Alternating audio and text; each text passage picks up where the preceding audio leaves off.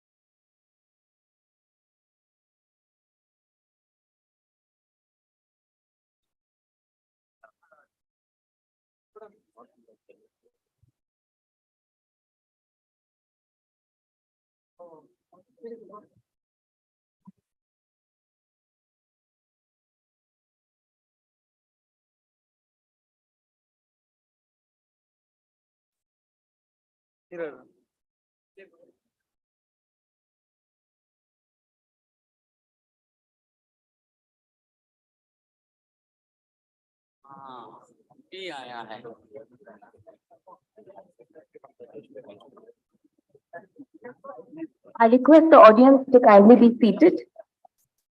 Let us begin with the Shanti part.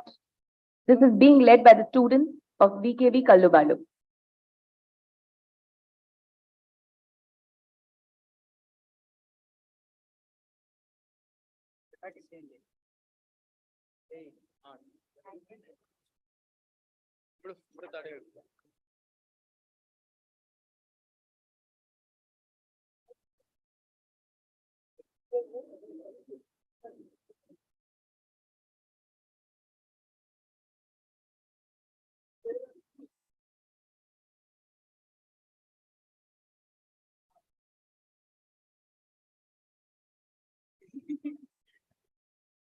ಬರೋದಷ್ಟೇ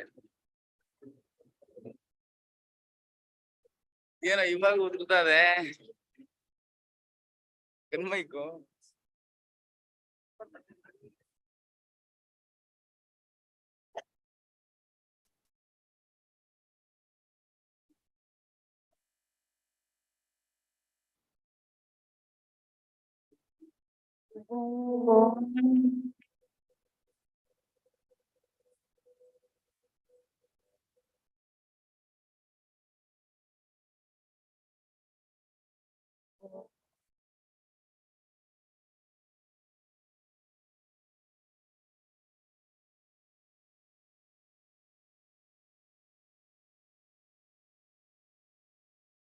Om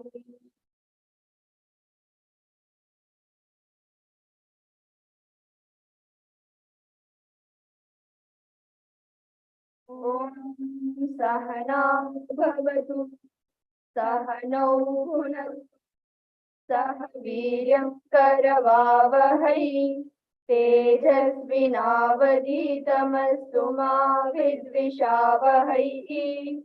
Om Shanti Shanti Shanti. Om Bhadram Karne Vishnuyama Deva Bhadram Pashe Makshabhiryajatra Tirairangai Sastuvagam Sastanovihi Yashema Devahitayadayu. Shanti Shanti Shanti.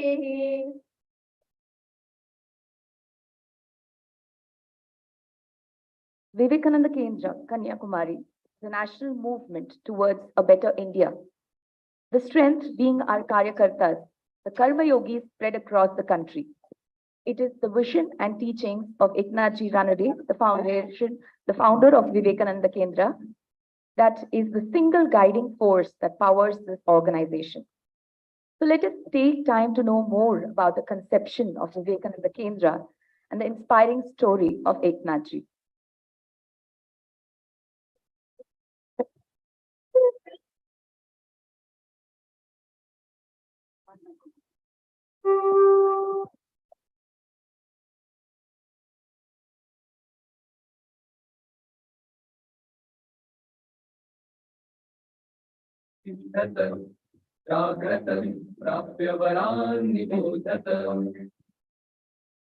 Swami Vivekananda says, take up one idea, make that one idea your life.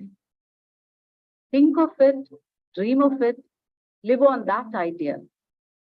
Let the brain, muscles, nerves, every part of your body be full of that idea and just leave every other idea alone. This is the way to success. This is the way to success.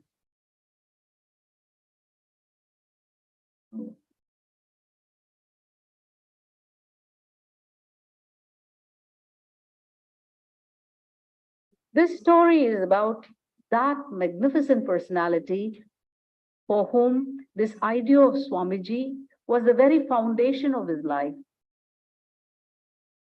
And for realizing the very idea, he constructed the Vivekananda Rock Memorial and also founded the Vivekananda Kendra.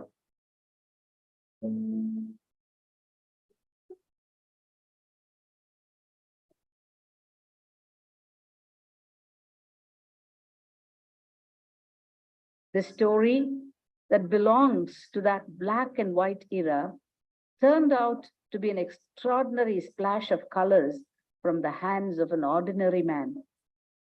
In 1963, Kanyakumari was a wee little village in the southernmost tip of Bharat. It is a confluence of three big oceans. Standing on that shore, a man found his dream coming true on that piece of rock in the middle of the ocean.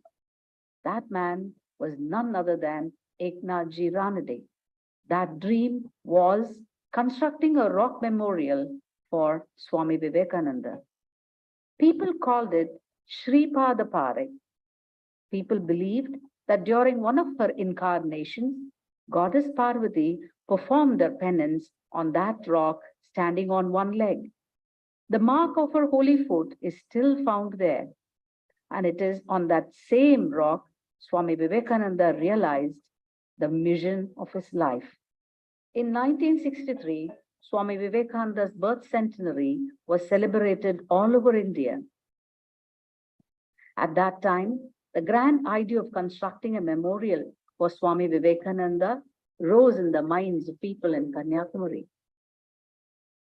The responsibility of concretizing that idea was given to Eknathji. When he assumed this responsibility, he was nearly 50 years old. Ordinary people generally decide to retire at that age, but Eknathji took steps to cross the ocean.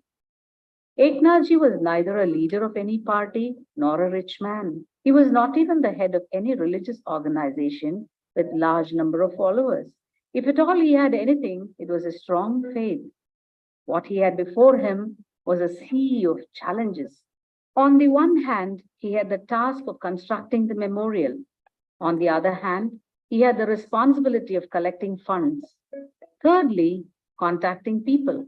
The biggest challenge was getting the permission of the state and central governments. In the face of all these challenges, what Eknathji wanted to do was to make this Vivekananda Rock Memorial a national monument. It should be beyond all controversies and debates.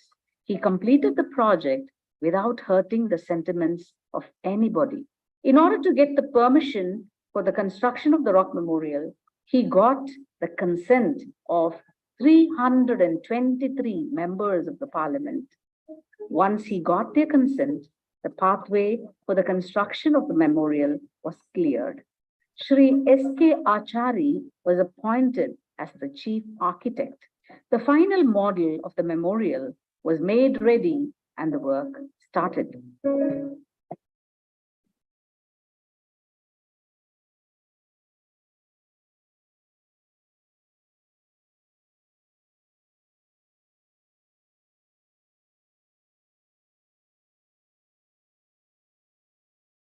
Rock boulders had to be brought from the quarries, and each massive piece of rock had to be transported to the rock island, and each had to be fixed and positioned at the proper place, and that itself was a great challenge.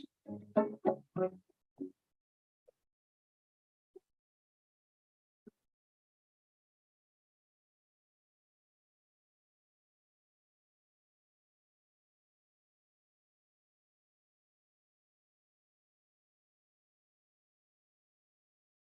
transport all these goods, barges were used.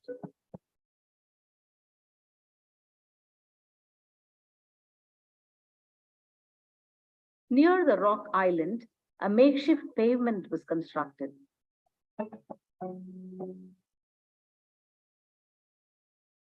To transport the huge pieces of stones and other large building materials, a trolley track on the gradual ascent of the rock was laid.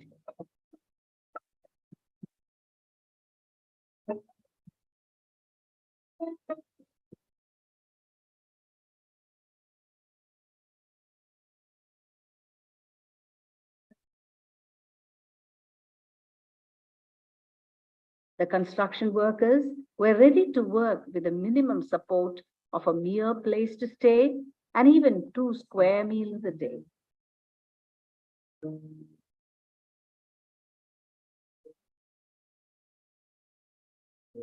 And all those who supported these workers contributed their work unmindful of their time and difficulties.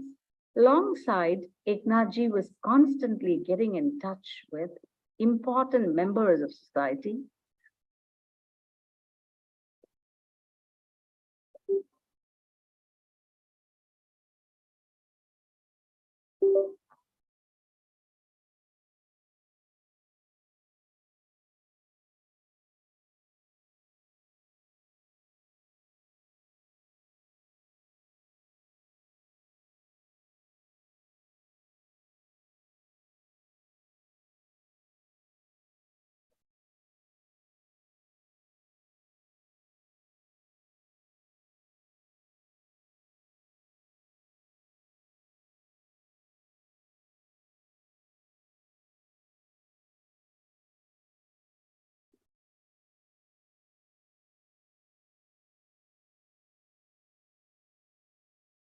People belong to make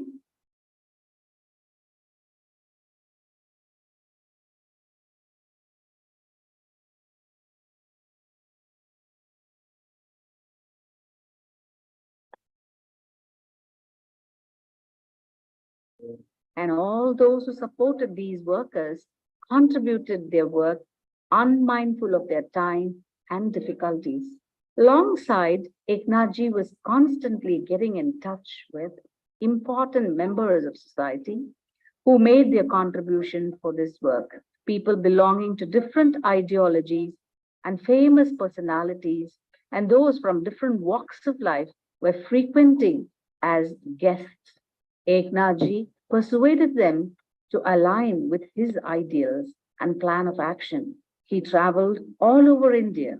He organized various fundraising programs for the construction of the Rock Memorial. Even ordinary members in the society got introduced to this project and also got themselves involved in the construction work of the Rock Memorial. A favorable atmosphere to help the smooth progress of the construction of Rock Memorial was created all over the nation.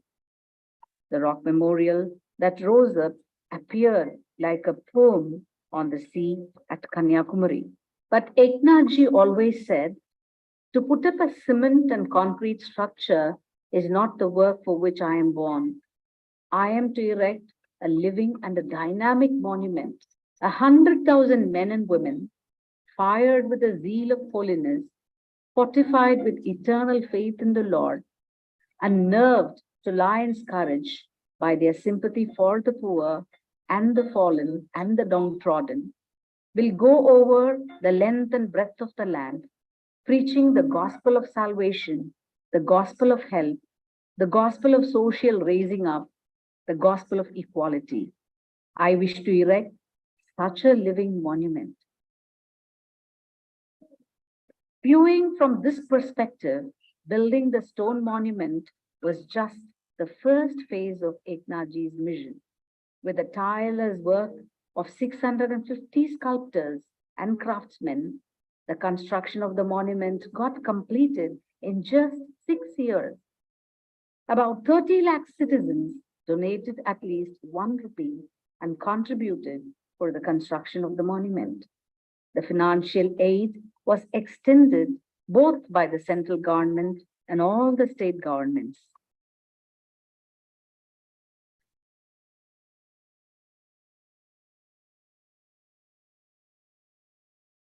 The then president, Shri Vibhag, inaugurated the memorial.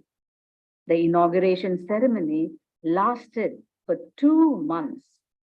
It was attended by dignitaries from both within and outside Bharat. Swami Vivekananda has said, each work has to pass through these stages: ridicule, opposition, and then acceptance. Eknathji faced these. Today, the monument has become the center of attraction for all.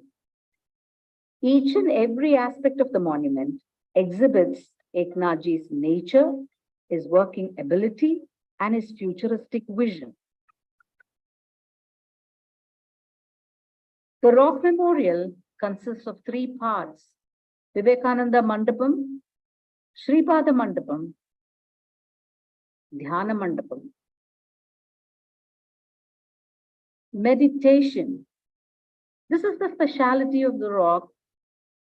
Swamiji came to the rock in the month of December 1892. During his tour of India, he had the opportunity to get first-hand experience of Mother Bharat.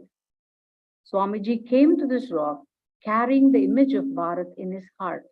Now, the question that arose in Swamiji's mind is, what is my role in the reconstruction of Bharat? Meditating for 3 days and nights, a vision was churned out of the countless thoughts that rose in his mind. The darkness got dispelled and all the doubts cleared. Wisdom dawned, and Swamiji commenced his mission to serve Mother Bharat, guided by that vision. To make Bharat the Jagat Guru, he began traveling both within and outside Bharat. He brought alive the past, present, and future of Bharat with his powerful and spirited oration. Bharat will rise once again, but not with a physical strength, but with a spiritual strength, rise up from destruction, holding the flags of peace and friendship. Education. It is only through education that people gain self-confidence. Have faith in yourself. Stand up with the help of that faith. Become strong. We want that education by which character is formed, strength of mind is increased, the intellect is expanded, and by which one can stand on one's own feet. So long as the millions live in hunger and ignorance, I hold every man a traitor who, having been educated at their expense, pays not the least heed to them. Each idea of Swamiji created awareness among people. With that awareness, Eknathji desired that every individual should bring out one's potential, and the inner light will help everyone realize that the mission of one's life is to participate in the rebuilding of Bharat. Eknathji founded Vivekananda Kendra with the same vision. When the work of the Rock Memorial got completed, he got involved in expanding the work of Kendra. He gave a clarion call to the youth of the nation to dedicate their lives to the work of Kendra. It was well received and earned good results. Many decided to dedicate their entire life to serve society. Their work extended up to the foothills of Arunachal Pradesh.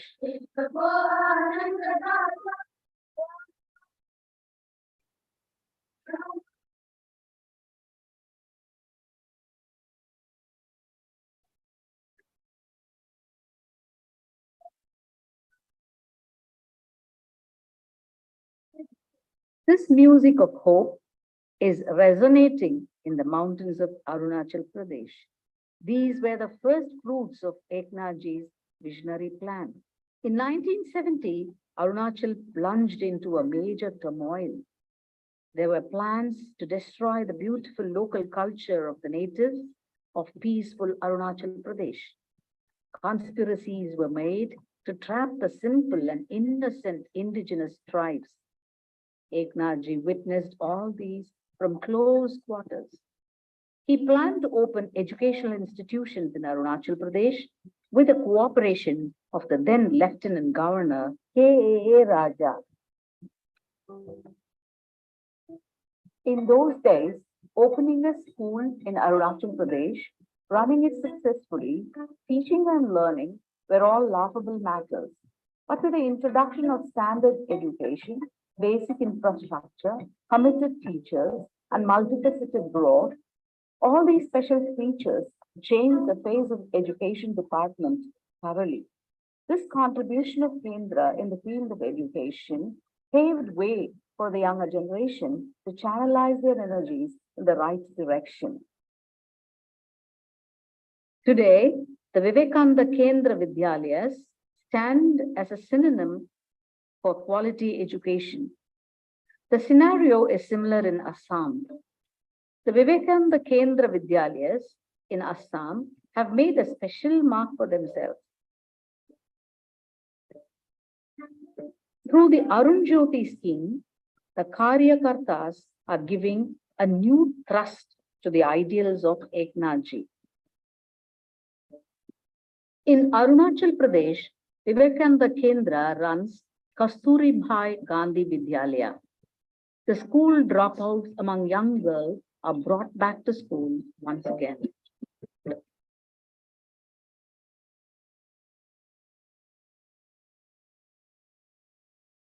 Besides academic education, skills are also imparted, and the girl children gain new identities in their lives.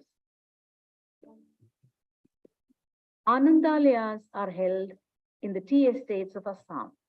Here, the daily wage laborers work to earn their daily meals.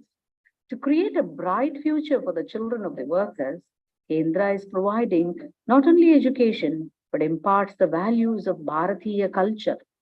The Vivekananda Kendra Institute of Culture in Guwahati is a manifestation of another dimension of Eknathji's vision.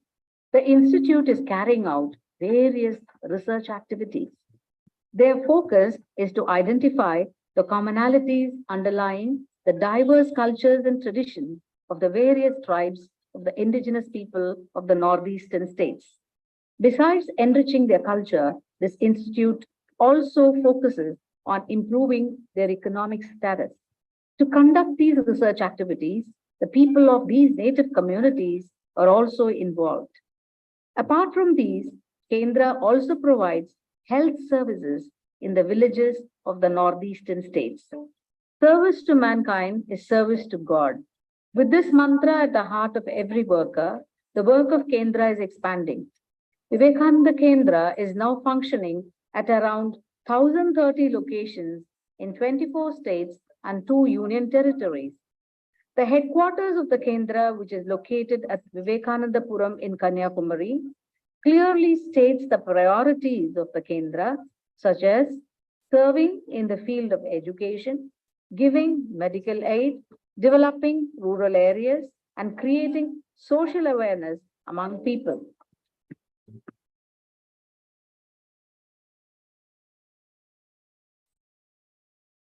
Kendra regularly conducts Samskara Varga, Swadhyaya Varga, yoga classes, and personality development camp across the country. There is also a publication unit owned by the Kendra, which is actively engaged in propagating the ideas of Swami Vivekananda in most of the languages of Bharat. This is a spiritual mission to elevate every ordinary man to the level of Narayana, which is what Eknathji wanted to realize. Eknathji, who made 2 of the most ambitious projects of Vivekananda Rock Memorial and Vivekananda Kendra a practical reality, was born at Timtala village in the district of Amaravati in Maharashtra. He was born in an ordinary family with father, mother, and 8 brothers and sisters. Eknathji's ideals were clear even when he was pursuing an MA in philosophy in Nagpur. From childhood, he was affiliated with the Rashtriya Swayamsevak Sangh. Eknathji devoted his entire life to the society. The monumental work of the memorial was entrusted to him while he was in charge of the national responsibility of Rashtriya Swayamsevak Sangh. Eknathji was a polite and committed volunteer. He was never half-hearted in any work. He had a unique way of getting along with the general public and volunteers of various movements. Each of his letters is a manifestation of his organized thinking and meticulous execution of his ideas. Since he took charge as organizing secretary of Vivekananda Rock Memorial Committee in 1963, he wrote over 25,000 letters. He had a unique understanding of the intricacies in the functioning of any organization. Eknathji's entire life had merged with the spirit of Swami Vivekananda. During his college days, the ideas of Swami Vivekananda made a great impact on him. In later years, he compiled Swamiji's thoughts and published the book, Rousing Call to Hindu Nation. Subsequently, Eknathji performed the task of establishing the Kendra. Such a life is not just the story of success and fame, but a meaningful one.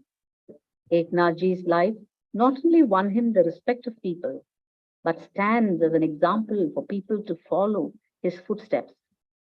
Because Eknathji made the ideas of Swamiji as the focal point of his life.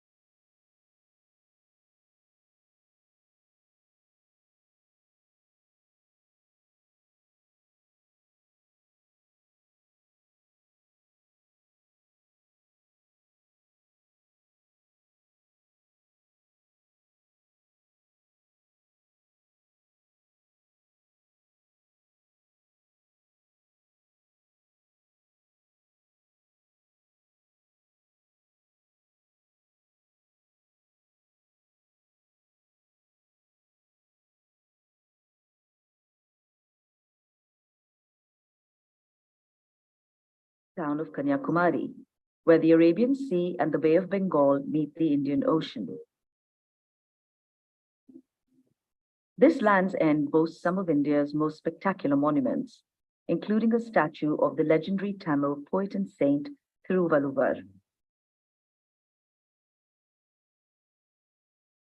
It's a buzzing center with a population including Hindus, Muslims, and Christians.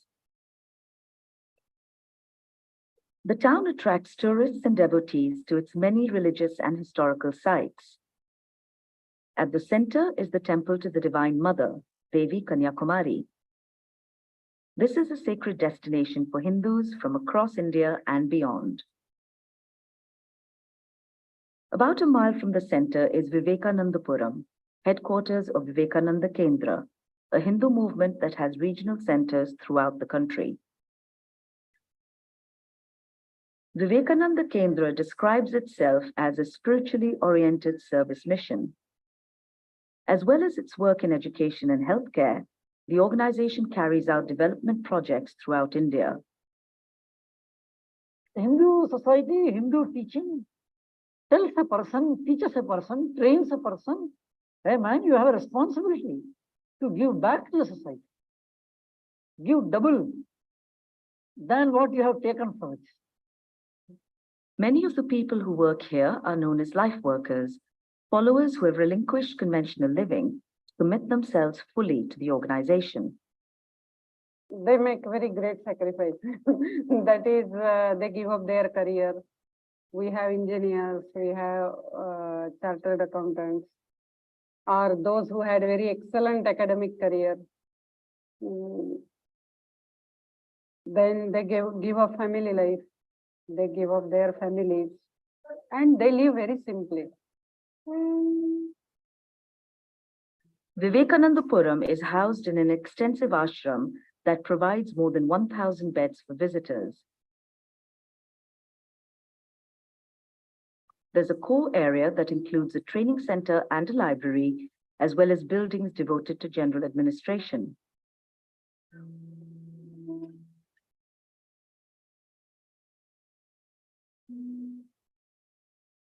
The ashram leads to Sunrise Beach, where Hindus gather to watch the sunrise and to reflect.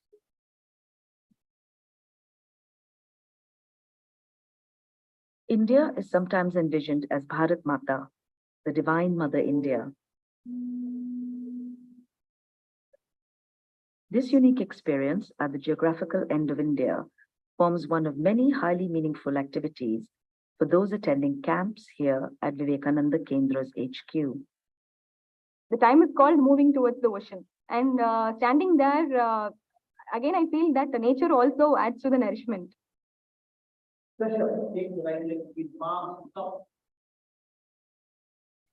Crucial to the activities at Vivekananda Kendra is yoga.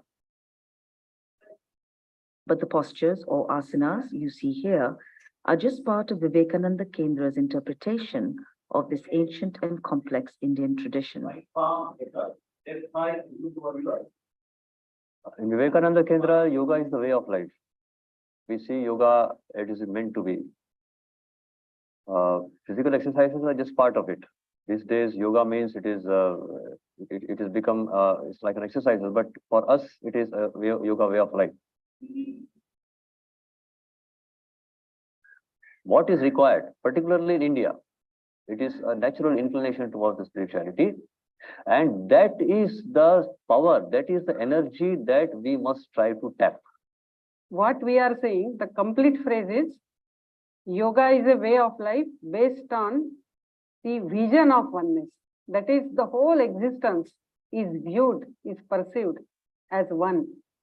And therefore, the whole existence is interconnected, interrelated, and interdependent. Spirituality, Hinduism, Indian culture, nationalism, they are inseparable. They are just synonymous to each other. Indian culture is Hindu culture. We are talking about rooting ourselves to something permanent. That is all.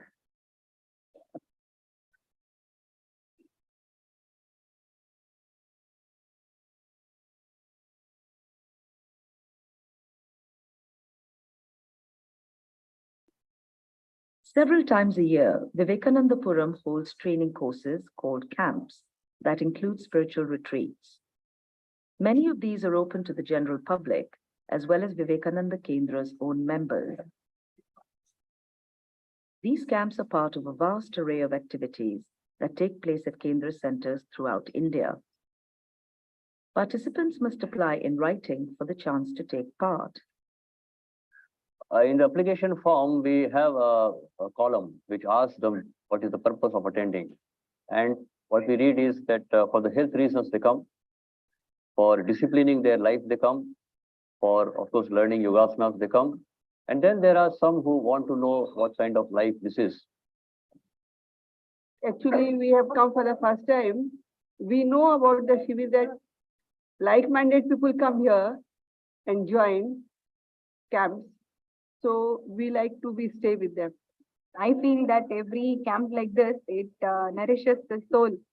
We have physical exercises for the body, but we don't have exercises for the soul.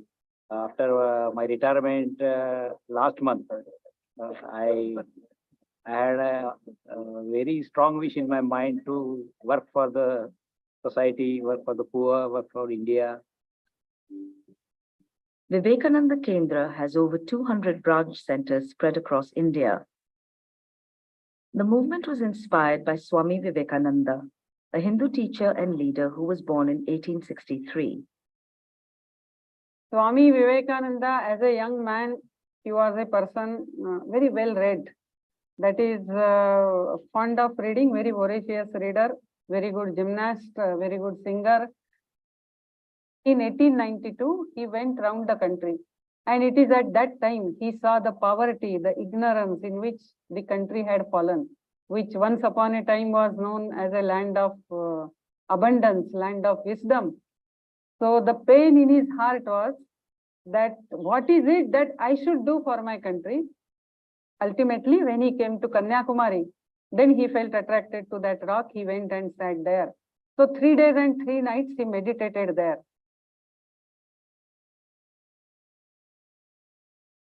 Today, that rock is a memorial to Swami Vivekananda, the man who is seen by many Hindus as a great patriot. Completed in 1970, this monument is the dramatic outcome of a national campaign led by Eknath Ranade, the founder of Vivekananda Kendra. Ranade worked tirelessly in many parts of India to secure the money and permission needed to immortalize Swami Vivekananda, the man who had so inspired him, in a fitting memorial. Then in 1972, Ranade founded the Vivekananda Kendra organization. He was a person, whatever may be the work allotted to him, given to him, he has to do. He will not. Kindly note, our chief guest for the day, Honourable Governor of Tamil Nadu, Thiru Ravi has arrived. I request the audience to kindly rise as we welcome him. Kindly remain standing for the national anthem, which is going to follow soon after.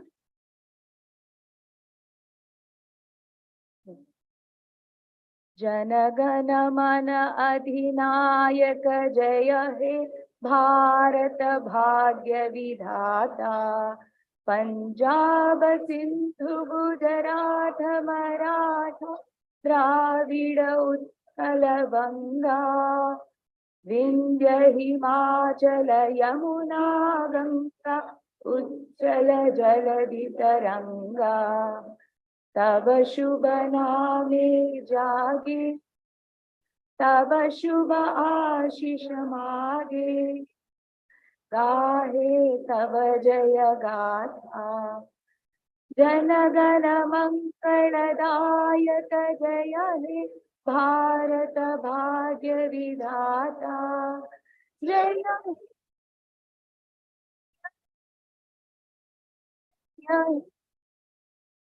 Jaya Jaya Jaya Jaya He.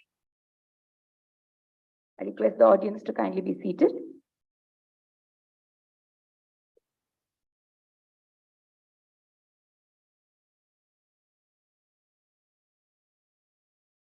It is only with the grace of the divine that every endeavor culminates in success. Let us invoke the grace of the divine to make our event today a successful one. I request the students of Vivekananda Kendra Vidyalaya Kallubalu to lead us into the invocation prayer.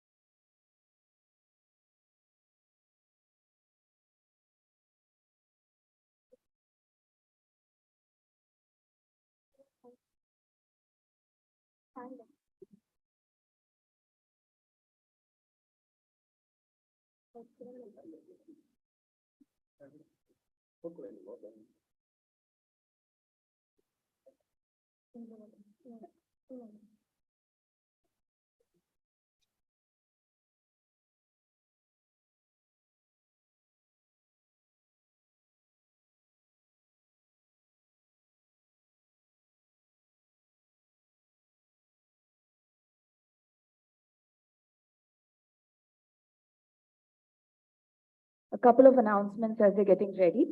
For all the audience who's just now entered, kindly keep your phones or kindly put it on airplane mode. A request to all the Karyakartas, kindly vacate the seats so that our guests are comfortable. Dhanyavad.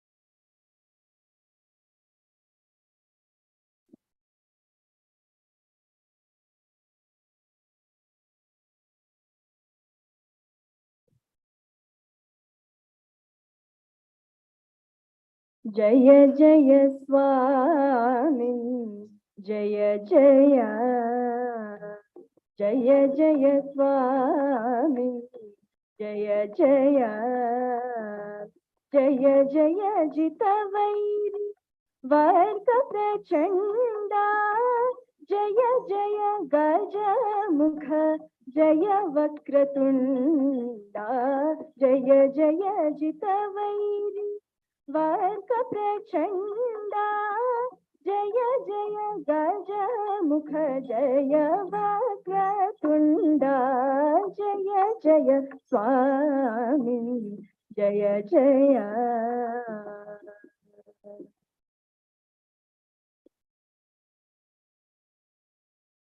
Mushakavahana Munijana Vandya Dosharahita Dalita Sura Vrinda Mushakavahana Munijana Vandya Dosharahita Dalita Sura Vrinda Sheshabhushan Shaiva Vadibhi Chandra Poshita Parijana Punyaka Kanta Sheshabhushan Shaiva Vadibhi Chandra Poshita Parijana Punyaka Kanta Jaya Jaya Swami Jaya Jaya.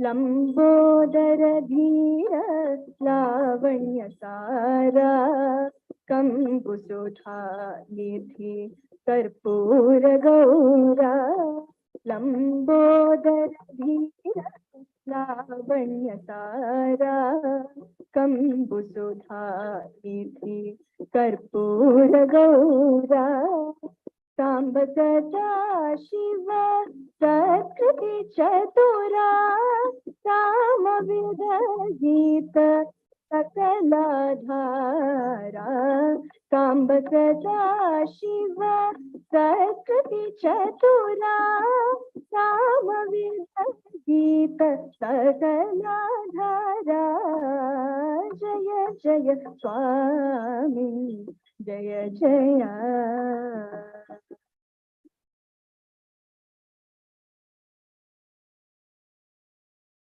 चक्रादिसुरगण सन्नुत चरण शातकुम्भामणि दिव्याभरण चक्रादिसुरगण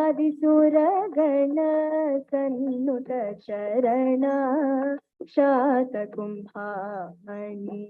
दिव्याभरण विकृत घन विघ्न तिमिराहरण धीर नारायण तीर्थ सुकरुणा विकृत घन विघ्न तिमिराहरण धीर नारायण तीर्थ सुकरुणा जय जय स्वामी जय जय जय जय जितवैर वर्ग प्रचंडा जय जय गज मुख जय वक्रतुंडा जय जय स्वामी जय जय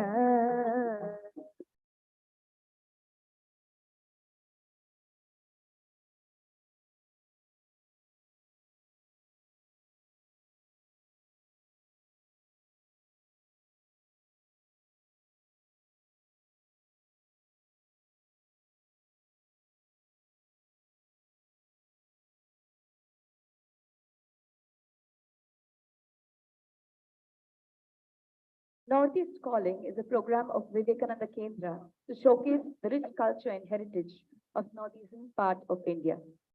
Northeast India is an abode of diverse cultural heritage comprising of various ethnic and indigenous groups. Cultivation, appreciation, and worship of nature, community life have all remained central to the overall lifestyle of these people. Songs and corresponding dance forms have developed over ages as an expression of the above-mentioned traits. Following is a brief and modest cultural depiction of few major groups of northeastern India, particularly Assam, which is going to initiate with Satriya Nritya, a major Indian classical dance that came into being under the aegis of Mahapurush Srimanta Shankardev and will conclude with Bihu dance, a pan-Assamese dance form. A total of 19 students from Vivekananda Vidyalaya, Golaghat, and Vivekananda Kendra Vidyalaya, Majuli, are going to present the cultural event. I now hand over the sequence of events to the teachers from Vivekananda Kendra Vidyalaya, Golaghat.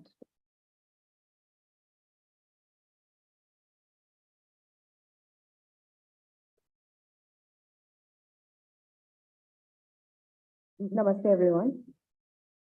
Today on this auspicious day, we find it a glorious opportunity before the respected dignitaries to present the various facets and rich cultural heritage of our state, Assam. At the very onset, there shall be a rendition of Sali Nath, which is a representation in the form of dances and acts that form a part of Kshatriya Nritya, a major Indian classical dance created as a part of Bhavna, which are performances of Onkya Nath created by the great saint Mahapurush Srimanta during 15th to 16th century. Mahapurush Srimanta was a Vaishnavite saint who is credited with providing bedrock of Assamese culture and creating a system as Paran Nam Dharma that gave shape to a new set of values and social synthesis.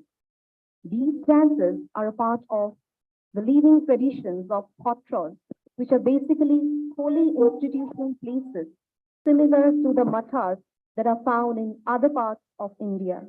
The themes played are related to Lord Krishna, and stories from the epic Mahabharata and Ramayana are also referred to.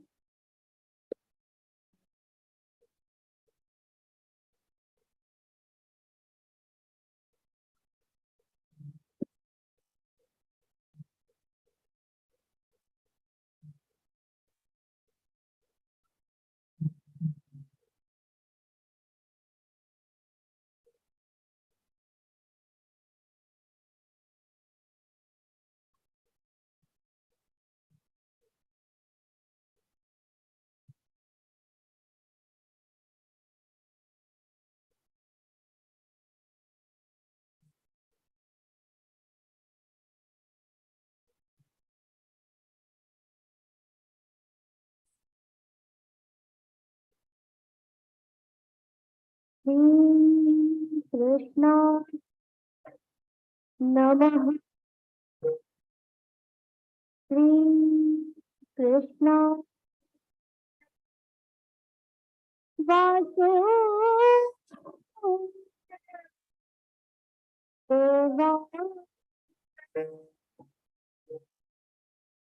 Devaki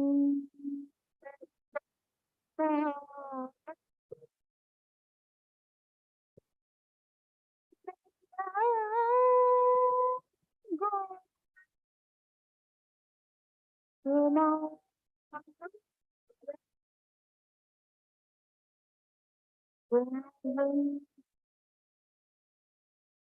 Namo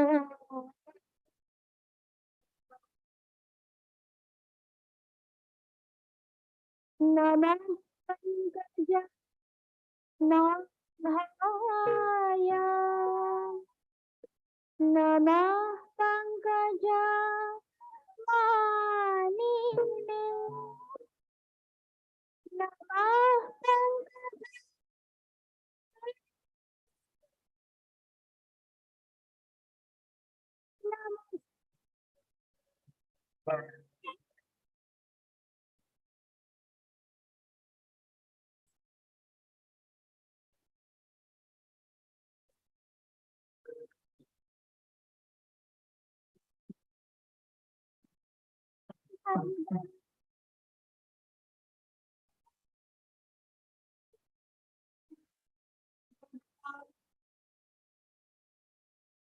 Krishnam Sarva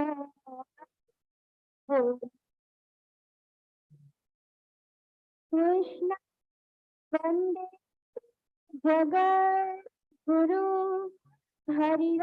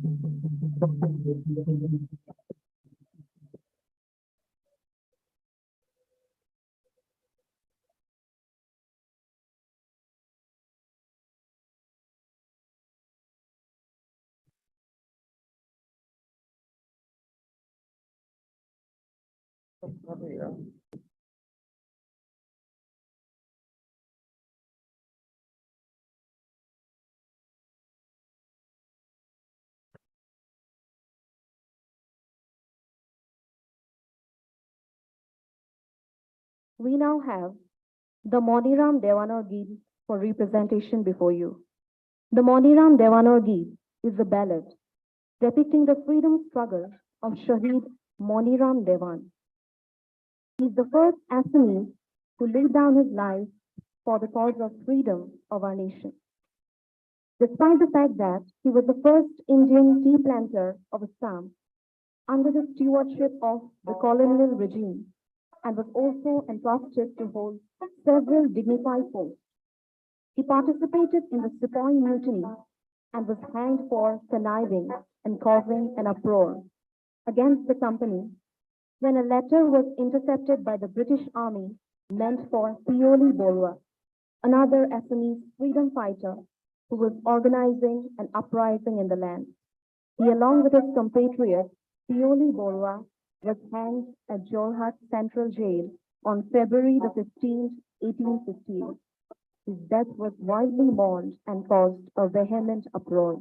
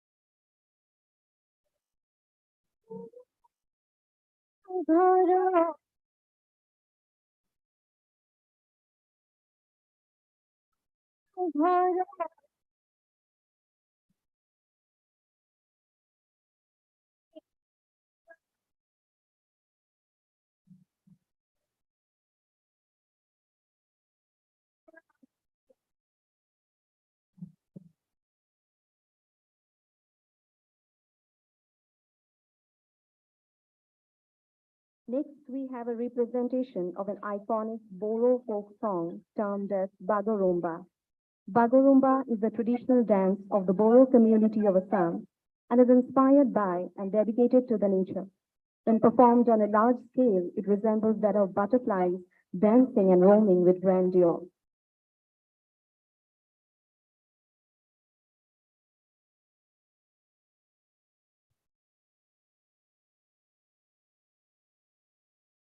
Bagorumba, hi Bagorumba.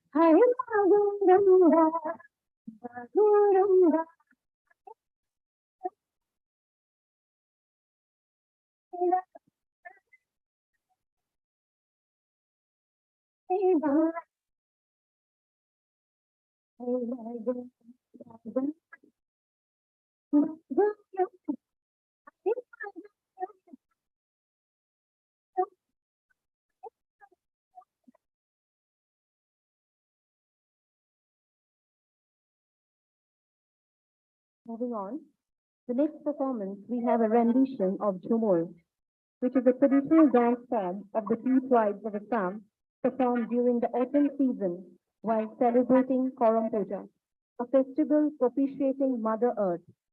The rhythmic accompaniment of a musical instrument known as madol is the highlighting factor. Dancers in traditional attire allure one's sensation in beautifully crafted dance steps, along with sojourn vocal music. The tea tribe community comprises about 20% of the population of the state, and thus Vivekananda Kendra has specially formed Anandalaya for fostering non-formal education and cognitive well-being for the children of tea tribes of Assam, wherein they are introduced to yoga, sports activities, and activities related to cultural importance as well.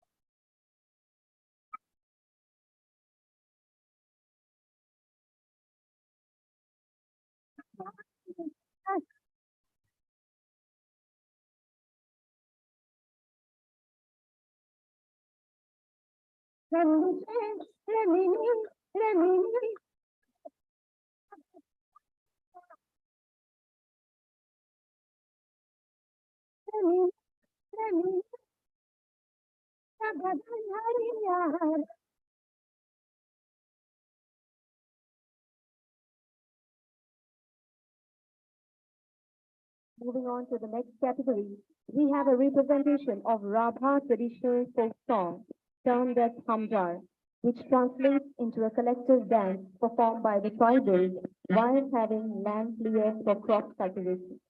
The Rabhas, a Tibeto-Burmese ethnic group from Assam, is one of its ancient tribes with profound agrarian economy. They are the bearers of affluent cultural and ancient heritage emanating from the Kirat Mongol tribe.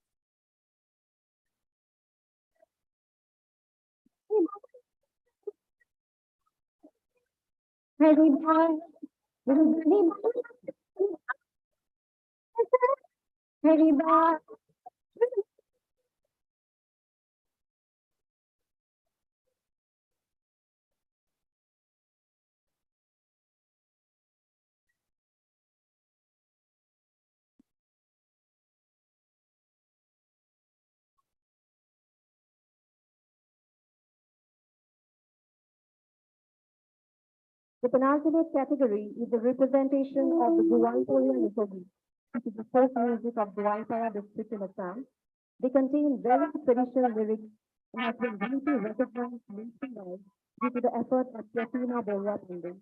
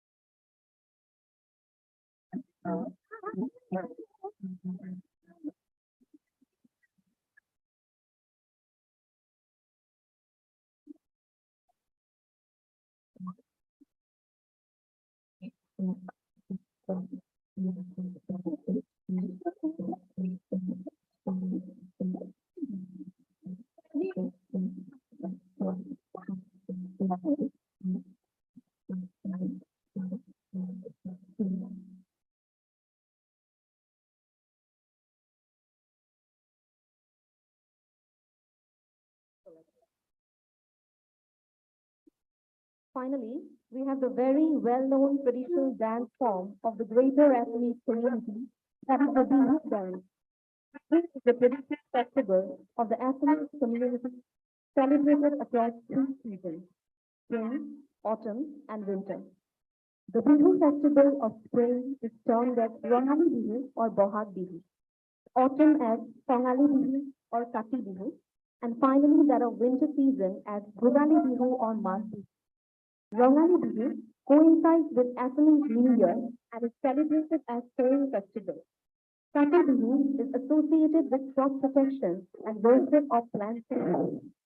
Bhugali Bihu is harvest festival with community feast.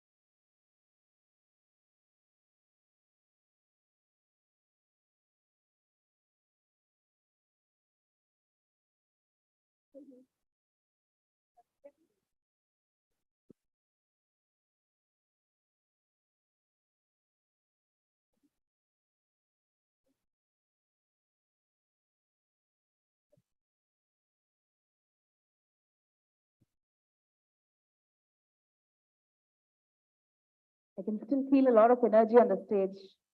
So artfully curated and absolutely aesthetically presented. The music, the traditional music, the dance combining gestures, graceful movements was definitely an audio-visual treat. We're going to take the next couple of minutes to make some arrangements on the stage. Meanwhile, I'm going to run you through some trivia. You all must have received a shawl while you were coming in, right? So what we call that is the lerim fee, and there's a symbol associated, very symbolic of something, right? So I'll just run you through it. The lerim fee, as we call it, is traditionally big and a coarse shawl. It is designed by using three colors, the black, red, proportionately designed on the larger white clothes, signifying the three guardians of the universe, the Kuman, the Mangang, and Luvang, respectively. All the Matai clans are originated from these three gods. Therefore, the lerim fee is the symbol of oneness, peace, stability, power, might, and belongingness. How apt for this occasion. Now, moving forward to the next course of events.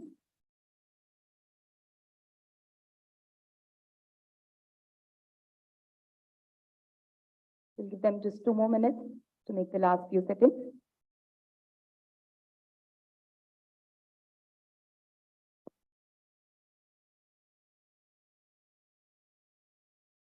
The cultural program that was just presented before you all, before this event, was compared by Srimati Bhagmati Handik, who's a teacher of Vivekananda Kendra Vidyalaya, Golaghat, and a bunch of 19 students, extremely talented, proud to say they belong to the Vivekananda Kendra Vidyalaya.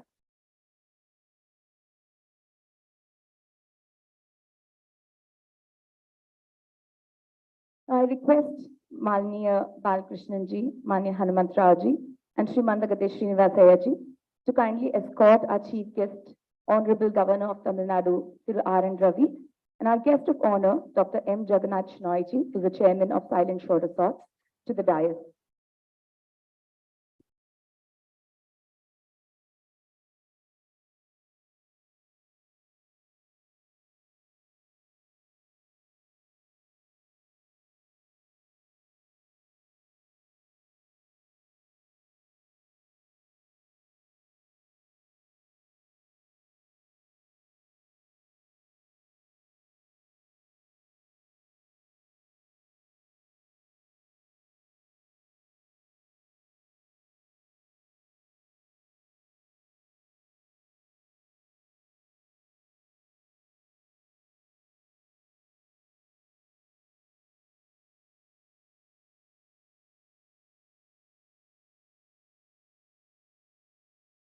The year was 1893.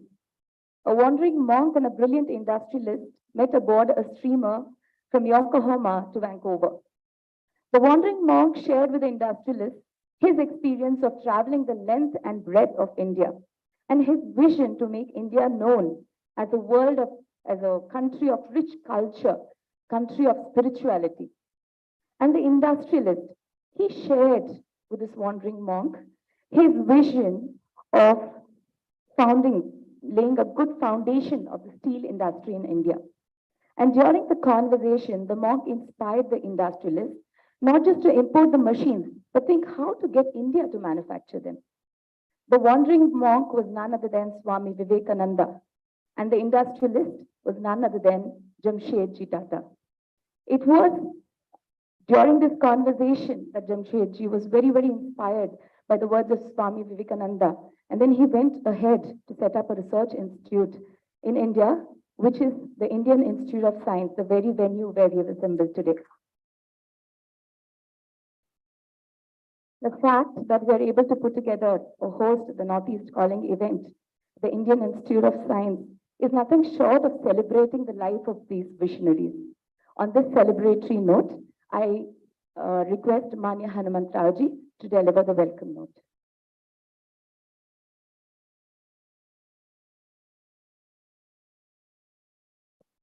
We are here as a part of our Northeast Calling program, where Vivekananda Rock Memorial and Vivekananda Kendra takes the message, activities, work, and the service activities of the Vivekananda Kendra's Northeast region of this India, all over India, the nook and corners of the India.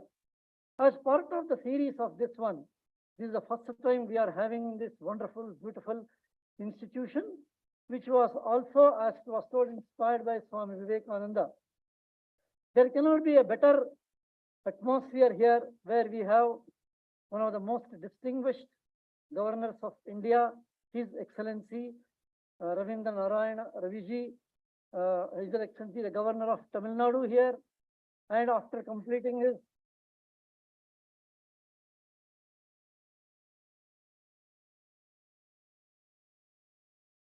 a very distinguished IPS officer and bureaucrat from the IB.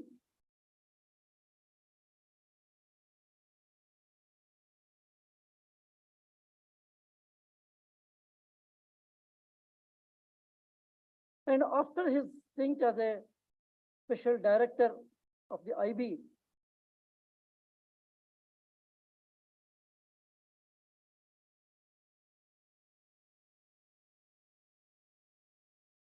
it's a great opportunity for Vivekananda Kendra to honor him with a beautiful memento from the Assam.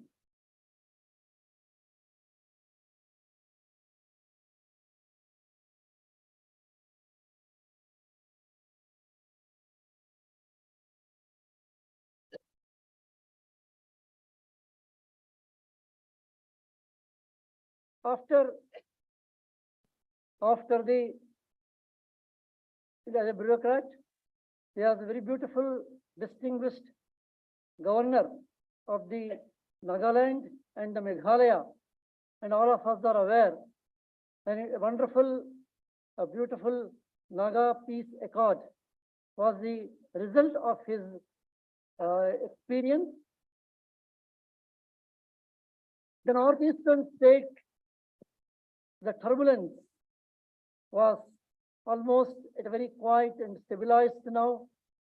A silent revolution was brought there.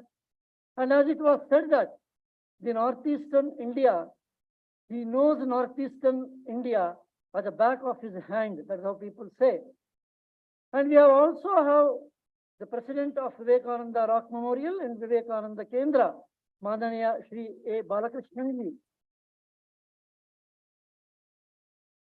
He was also retired from the Indian Air Force and spent about 40 to 45 years moving every village, every basti, the border villages of Arunachal Pradesh.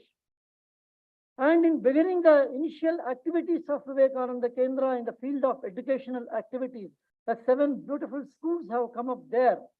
And then it is said that he knows the entire northeastern, especially the Arunachal Pradesh, the senior people, the elderly people, even the President, the Chief Minister of Arunachal Pradesh, the Khanduji, Manani Eknaji was with their family in the earlier stages.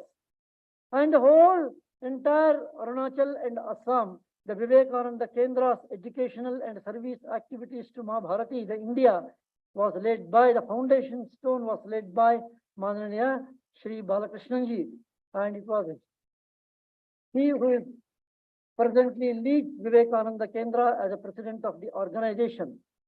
In the initial stages of the Vivekananda Rock Memorial was under construction. There were a number of phases, ups and downs. Lot of turbulence was there. Various phases of the Rock Memorial was going on there. And there were some critical movements were there at the financial and other resources element.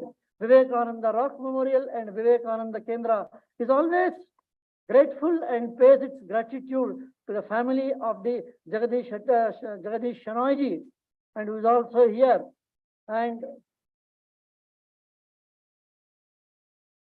a leading industrialist of the entire Karnataka, and it was his family, his father, who came forward. And when the Rock Memorial was in need of a very critical and the crucial stage of the financial requirement, it was this, his father and the family, who supported the Rock Memorial.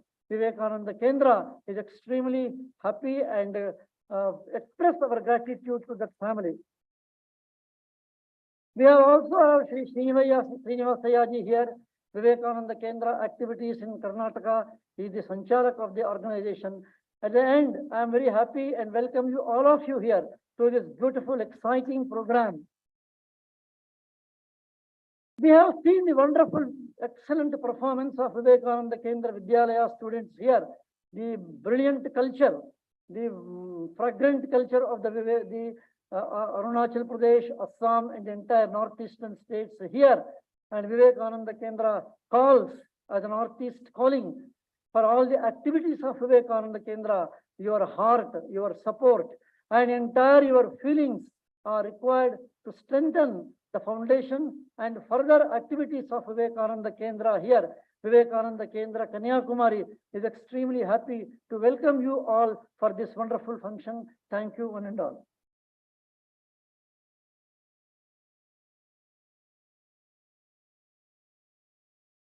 Moving forward, I'll take the next 2-3 minutes to talk a little about our chief guest, Ravindra Narayan Raviji. He was born on 3rd April 1952 in Patna, Bihar, completed his master's in physics in 1974. After a brief stint in journalism, he joined the Sardar Vallabhbhai Patel National Police Academy in 1976. During his tenure in the CBI, Raviji had several anti-corruption crusades against organized criminal gangs, including mining mafias. While serving in the Intelligence Bureau, Raviji was largely involved in theaters of insurgency and violence in Jammu and Kashmir, the Northeast, and the Maoist-affected regions. After retiring from government service in 2012, Raviji wrote regular columns in national newspapers. In 2014, Raviji was appointed as the chairman for the Joint Intelligence Committee. He was appointed Deputy National Security Advisor of India in October 2018. He also served as interlocutor for the talks between NSCN-IM and the Government of India from 2014 to 2021. Raviji served as the 18th Governor of Nagaland from August 2019 to September 2021, and as the Governor of Meghalaya from December 2019 to Jan 2020. He's currently serving as the 15th Governor of Tamil Nadu. It's an absolute honor to have you amidst us, sir. Our guest of honor, Shri Shenoy has been a strong support to Vivekananda Kendra over the years. Like aptly told by Hanumantarao, it was at a point in time where Eknathji was facing, complete absolute crunch and wondering how to proceed, that the donation of ₹1 lakh came as a lifeline for the Kendra. And Eknathji puts across in his biography that this not only helped to resume the activities, but also gave him a lot of enthusiasm to go ahead with the memorial work. This happened way back in 1965, and we continue and his family towards all the Kendra activities. So I take this opportunity to request Balakrishan ji, our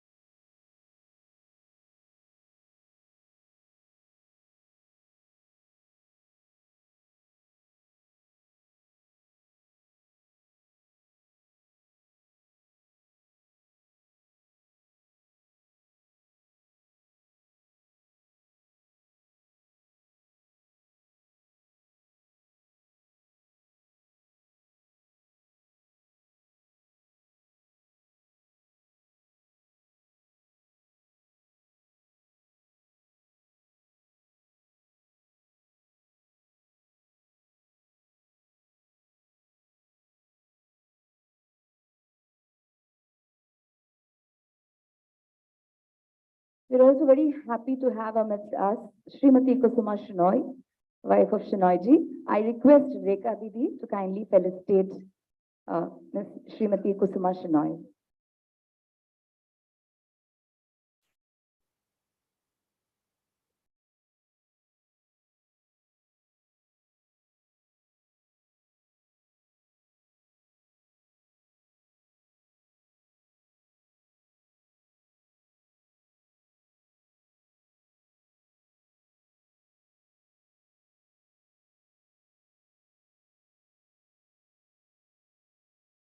Taking the event forward, I now request our Chief Guest, Honourable Governor of Tamil Nadu, Thiru Ravi, to deliver the keynote address.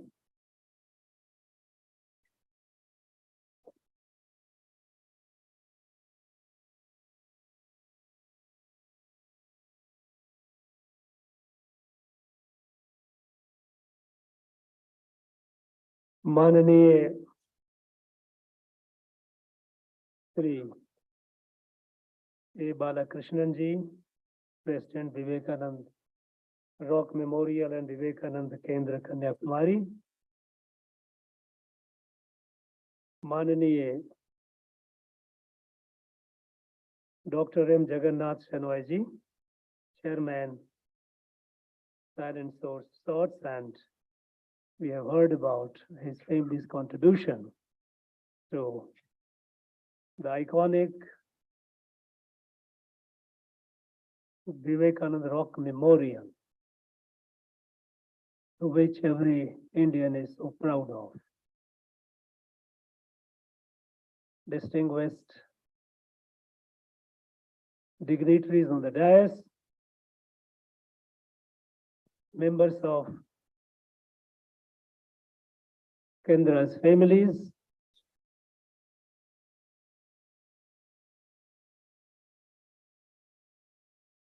those from the Indian Institute of Science, Bangalore,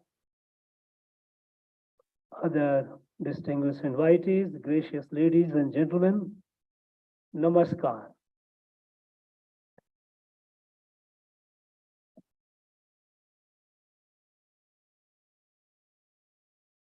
When dignitaries of Kendra, they informed me that they are organizing a program here, and they said they would like me to be. I think I didn't take a second. I said, yes, I will be very happy to be part of it.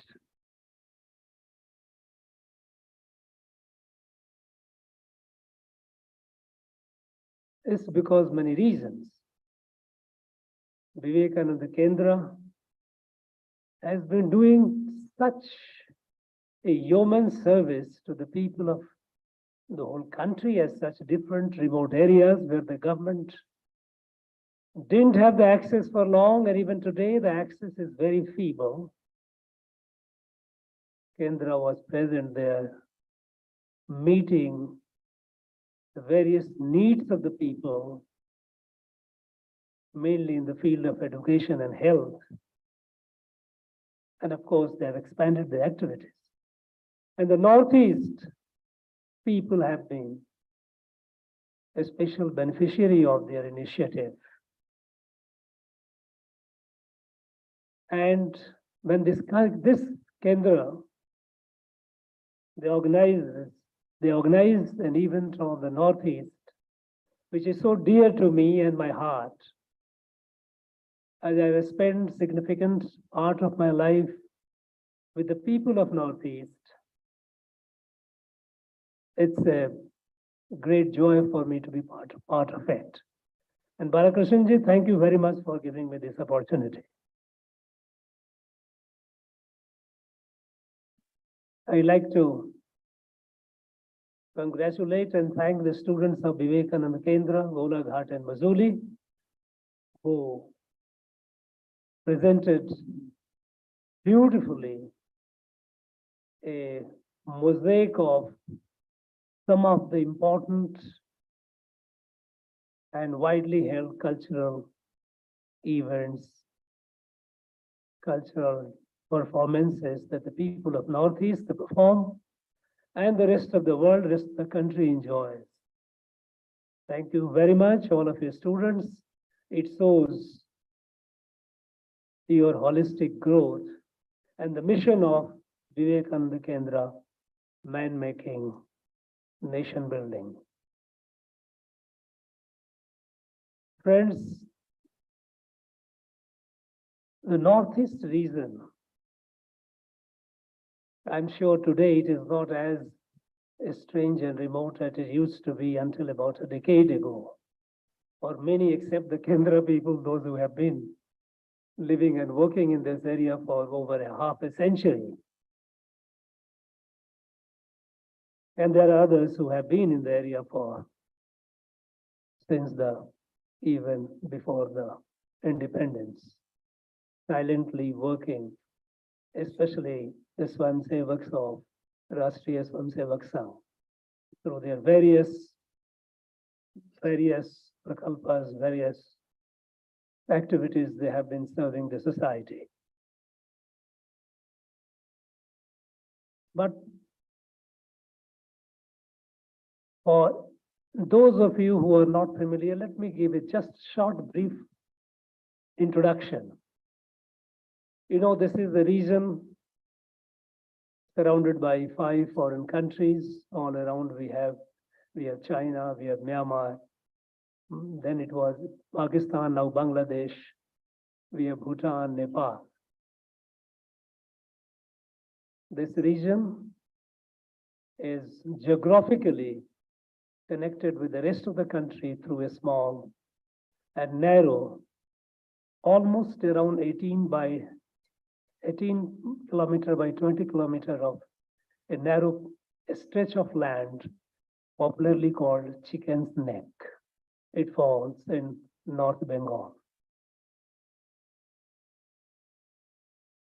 By 2011 census, it was about 4.5 crore people. The latest census data is yet to be out. At the time when the British left India,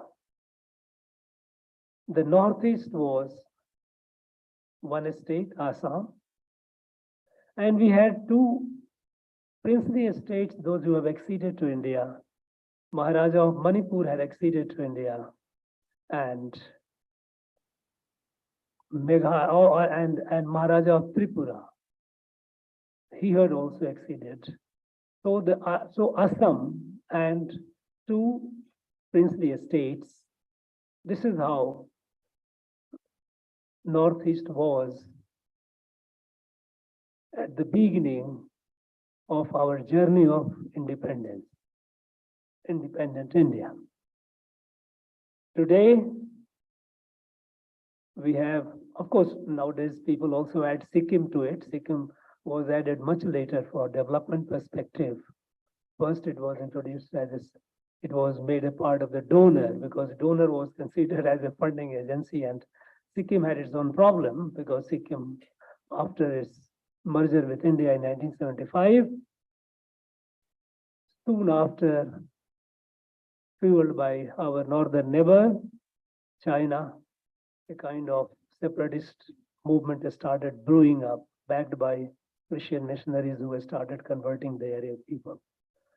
So that also becomes sensitive. But essentially, Northeast we look at as 7 states. Today it is 7 states, Assam plus 2 princely states today, we have 7 states. Assam, Arunachal, Nagaland, Meghalaya, Mizoram, and Tripura and Manipur. That's not all. We have so many states within the state. All this happened post-independence. We have 23 entities, political and geographic entities carved out within Assam on the basis of tribal identities, ethnic identities. 3 in Meghalaya, 1 in Tripura, 3 in Mizoram. So you add together, you find 3 Mizoram, 3 Meghalaya, we have 6, Tripura 1, 7, 23 of Assam, it makes 30. So you have 7 states and 30 autonomous councils. Some are territorial, some are based on ethnicity. Territorials are also based on ethnicity, but others are, then they are not so homogeneous.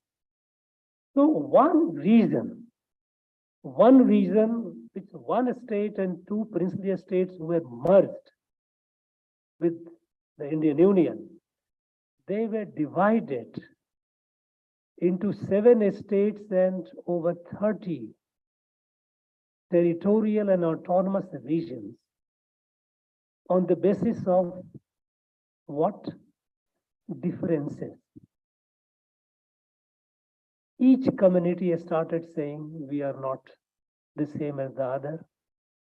We want a separate homeland. There were a set of people who said we are not Indians, we are different.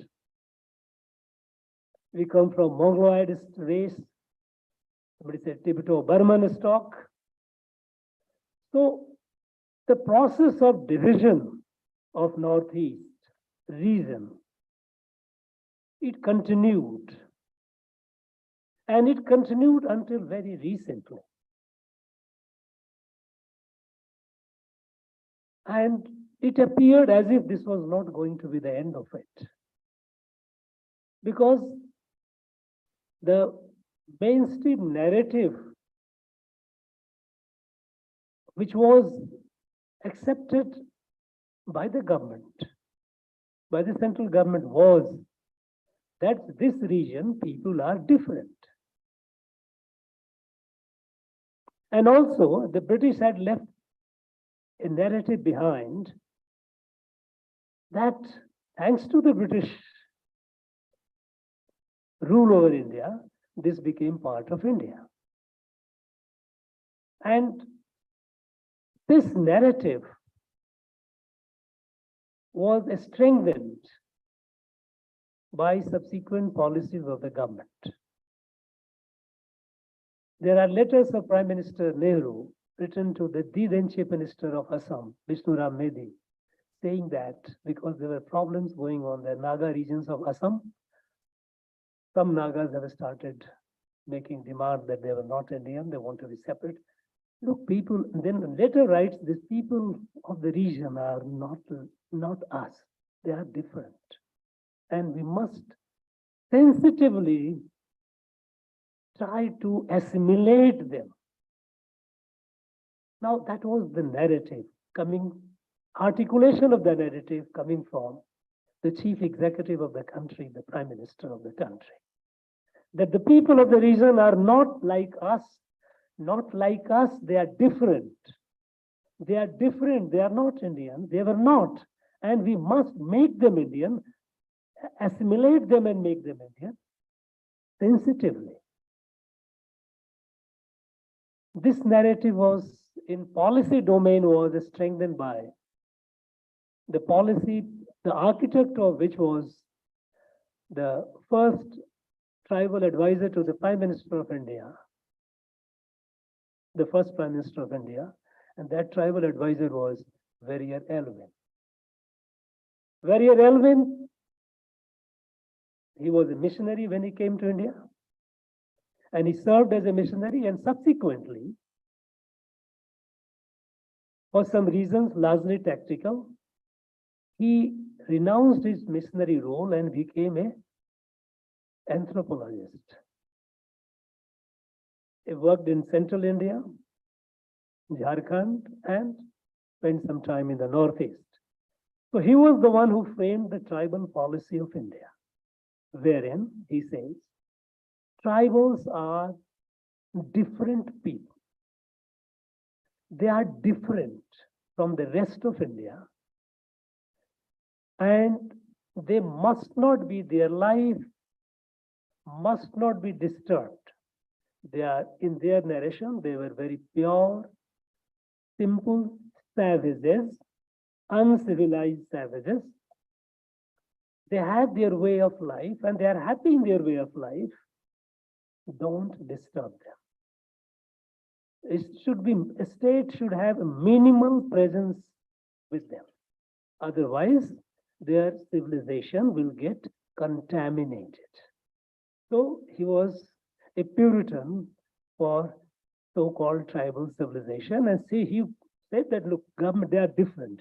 So the narrative of difference, it came in the form of policy, and then the policy started. All the policies of Government of India reflected that they are different. This difference was reflected in various accords that the Government of India had right from the beginning. Naga Accord, Mizo Accord, Bodo Accord. All these accords in some way or other accepted the fact that you are different. And so you need a special, constitutionally a special dispensation. There is one thing to have a special dispensation in terms of development, in terms of catching up in education, health, and other indications on other indices of development. But a constitutionally separate mechanism was created through constitution amendment, various constitutional amendments from time to time, through various accords, reinforcing that they are different.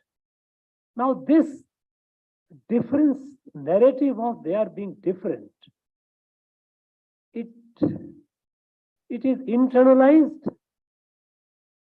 by the people of the Northeast, because when the government started treating them as different, the response also is that of a difference. And so it has started multiplying.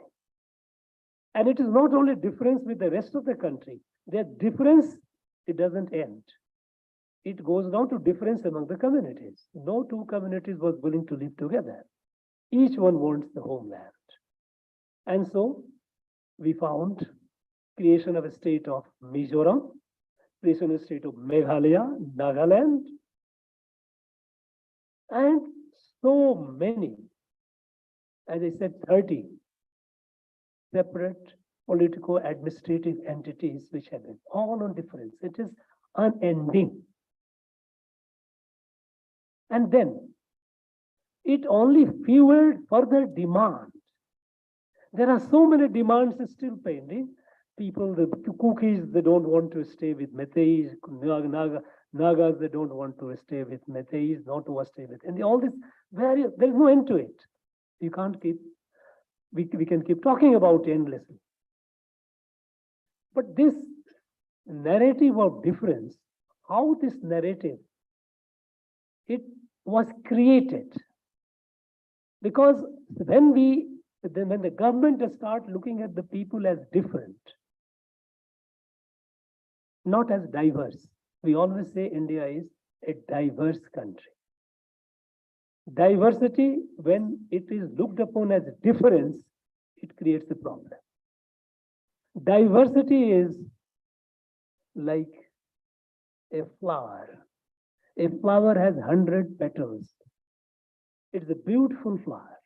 No two petals are alike. But do we look at the flower from the perspective of petal or from the perspective of the whole flower? The diversity is like leaves of a tree. A magnificent large tree has millions of leaves. Look at it carefully. No two leaves are alike. No two leaves are alike. Now, no two branches are exactly alike. Now, do we look at the magnificent tree in terms of leaves and branches? If you start looking at from the leaves and branches, the tree is lost. If you look at the flower from the petals, the flower is lost. Now, this tendency to look at the diversity as differences was created by design during the British time. British had done it very deliberately. Because after having colonized North America and annihilated the local population and settled there, Canada, US, Australia, they were all product of violence. They annihilated the local and they got it. When the British occupied India, they began colonizing India. The question before them was, what should be the policy? Would they be able to replicate the policy of what they had in North America or Australia? At the time, they realized it was not possible. There are various details available, documentary evidence. They say it is not possible because India is a very, very large population. And not only that, India is a large and diverse population, but Indian society is so culturally and spiritually united that if something happens in one part, it affects the others. It will be very difficult to replicate your policies of colonization elsewhere. So a large population and apparently diverse and yet culturally and spiritually so united, you cannot replicate. And so the question was, they said, how to make the empire enduring. And then they realized they must divide the society and you must kill the sense of selfhood of the people of India. And it was in that backdrop that they created a discipline called anthropology. Anthropology is not a natural science or a social science as it is evolved to study a society.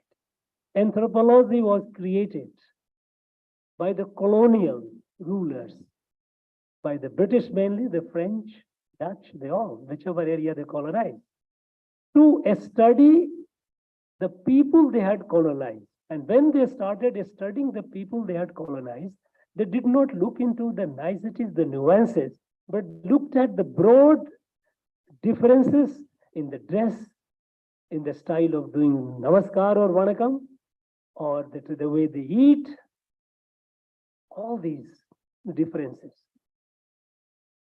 And they unleashed a horde of anthropologists. When we talk about colonization of India, we often talk about the British came, the merchants came, the British troops came, but we don't talk about missionaries. I will come to that. Anthropologists. Now, they have done the maximum damage by legitimizing through intellectual input that people are different.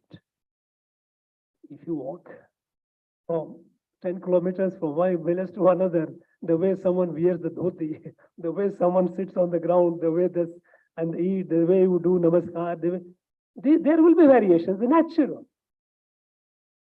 But if you move continuously, you don't see, it is imperceptible.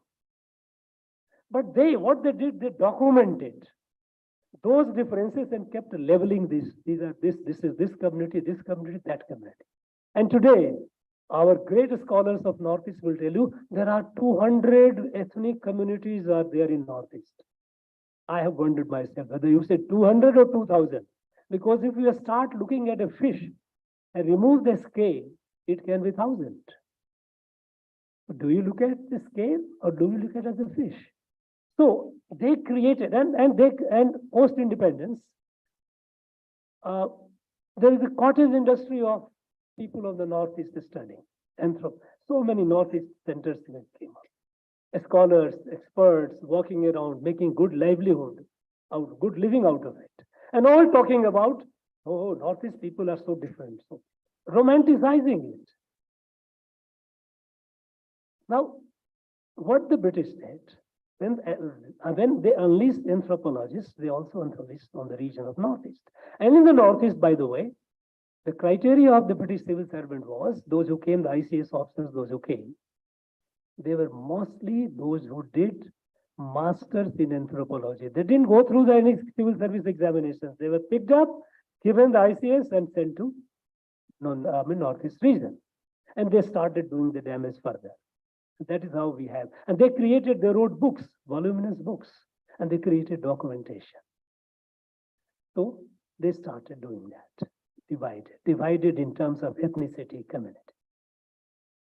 And as a result, today, all these communities which lived together peacefully for thousands of years, today they are unwilling to share their space. They want each one separate. Another instrument of division which they brought was they introduced through the India Charter Act 1830.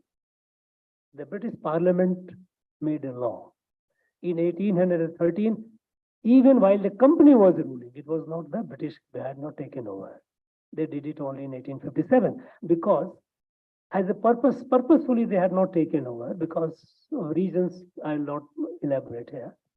But they were controlling the company. So 1813, as a part of their policy to make the British Empire enduring, since they could not replicate the experiment of elsewhere, like North America and Australia, they passed an act, India Charter Act, under which religious conversion of India, evangelization of India was mandated. They said India must be evangelized. This is an act of parliament. People don't talk about it, I don't know, for reasons best known, but this is a fact. Section 13 of that act says, religious and moral redemption of India is the mandate of the British company. Because anyone who doesn't follow the gospel is in darkness, and any moral system which is not based on it is immoral. So they must be moralized and must be evangelized. So they also unleashed a large number of a horde of missionaries. They had Society for Promotion of Gospel, SPG. Today we have SPG for the production of the Prime Minister. They have a similar acronym, but long back at the time. SPG, Society for Promotion of Gospel. And they started picking up riffraffs, all the high school dropout, like Caldwell. Caldwell, the man who created the theory of Dravid as a race. He was a high school dropout, by the way. And he was recruited by Society for Promotion of Gospel. And they started giving them some basic training and they started pumping here, drinking them here. They were unleashed. And they started working. And in the Northeast, this story of the sense of being different, missionaries have played a big role, which often is not talked about. I think it is not talked about maybe because unfortunately for a very, very long time after independence, we kept following policies of appeasement. We didn't talk, we started only looking at the symptoms. When you treat the symptoms, the disease remains, disease becomes chronic. And that chronic, as a result of that, we kept dividing. And from one state and two princely estates, which could have ideally become one whole region, it became 7 states and 30 autonomous entities with no end in sight. And in fact, even when the British started this reform movement started, so-called reform, giving more power to the native Indians. When the Simon Commission came, After Government of India Act 1919, there was a stipulation in that 10 years later, it will be reviewed, and if needed, more autonomy will be given to Indians. So in follow-up of that, in 1929, Simon Commission had come. And when they visited Northeast, and when the question of taking this local self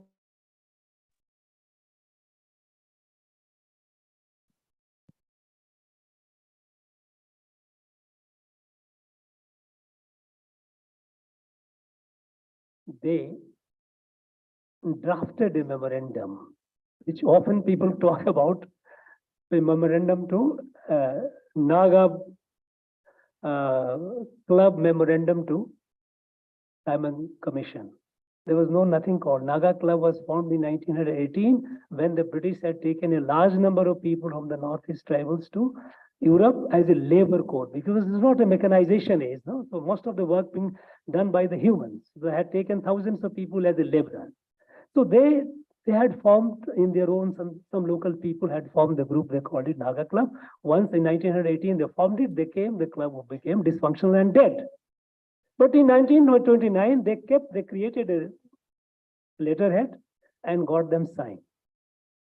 A memorandum drafted by the British saying that we are different. If don't bring those things to us. No, we are different. If you bring the people of these plains, some of them will not let us eat pork, some of them will not, let us eat beef. We are different. No, we are not. We are not Indians. And this narrative has become accepted even in the mainstream administration, that there was a memorandum given. Little realizing that this memorandum was drafted by a British civil servant who was the Deputy Commissioner of Naga Hill District of Assam. And his whole draft is there on record in archives. Now, and then it perpetuated, it continued thereafter. And when Indian independence movement became stronger, then the British thought of creating a Crown's colony. They thought that, okay, rest of the India, let the India go, suppose it is difficult to hold it. Then northeast of India and upland of Burma, because northeast India adjoining is the mountainous region of Burma. So this can be kept as a Crown's colony. So they started working on that line. Entire machinery started working on that line. And so they kept reinforcing the division. Not only that, one thing more. When the British occupied Assam, in 1873, we have a Bengal Eastern Frontier Regulation 1873, under which an Indian going to some parts of the Northeast like Arunachal, Nagaland, Mizoram, you need inner line permit in your own country. Now, how this inner line permit came into? Today they will say it is just to protect our land and our culture. No, that's not the true story. The true story is, the fact is that 1868, one American Baptist missionary, Clark, Reverend Clark, with his wife, he came to Jorhat, which is one of the oldest missionary centers in Northeast.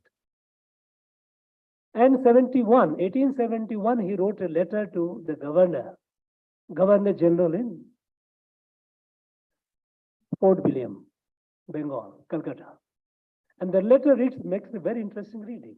It says, every day when I wake up in the morning and look at the hills, I find there are people who are waiting for the gospel. Unfortunately, I cannot go there because whenever they tried, they met with a stiff resistance by the people. The tribes, those who call themselves Naga, they killed them, they chased them away. They didn't allow them, missionaries, to creep in. But when Reverend Clark wrote the letter, that letter became the beginning of British thinking on how to separate that. And in 1873, they came up with a regulation saying that any Indian going to that area, in these areas, beyond the foothills of Assam, they need permit. They cannot go. They were going freely. For centuries and centuries, they were moving freely. People of the hills and people of the plains, they had a very close relation. Familiar relation, marital relation, forget about trade relations. There are n number of evidences. Even today, though weakened, they are there, families are there of that. They had very close. But then they said, no, you cannot go to that area. First they said, they are savage. If something has some harm comes to you, that is not our area, but if harm comes to you, we are not responsible. We will be responsible, but so we cannot protect, we cannot allow you to go. And that regulation says that even if those with permit, they are not allowed to carry any image, any idol, or any Hindu scripture. It is there. It is there. And that is why even after the British left, any religious people, any Hindu religious people were not allowed entry into those areas. This narrative of separation. You are different, and we are continuing that baggage even today. And this led to, this created the differences that it created, and which is internalized to an extent when in 1990, when I came to Intelligence Bureau, and I was given the responsibility, the first responsibility given to me was to serve the people of Northeast. So when I went over there, first I went to Assam, naturally Guwahati. I met people, I met senior civil servants, I met people in the academia. I wanted to know, that was a terra incognita for me. I didn't know about the reason. I said, please tell me, suggest some books. And everyone invariably told me, read the book, The History of Assam. Assam was at the time, it contains all. History of Assam written by a British civil servant, Edward Gate. I read the book. This is about a small, nearly 300 pages book. And there, in the very preface of the book, that Gate writes that Gopal Das Barua, who was my head clerk, he narrated me an average in 3 months holiday time. Nobody talks about SK, Dawn of Indian History, Dr. SK Barpujari, who wrote 7 volumes comprehensive history of Assam. It tells more about it. But we all kept talking about Edward Gate, polarization of mind. A British civil servant has written, a British anthropologist has said they are different, they are the final. This narrative of difference internalized by the people of the Northeast, internalized by the mainstream, their government here, machinery here. And when we started looking at as different and treating them as different, then their notion of being different got reinforced, and they started movement of separation. And that was the opportunity for all your enemies, be it in East Pakistan. There was no Bangladesh, East Pakistan, China. They all exploited it. They all started giving them weapons, support. By the time we also had fought the Chinese fought us in 1962. So we had absolute hostility. Now, the insurgency, it has spread to the whole region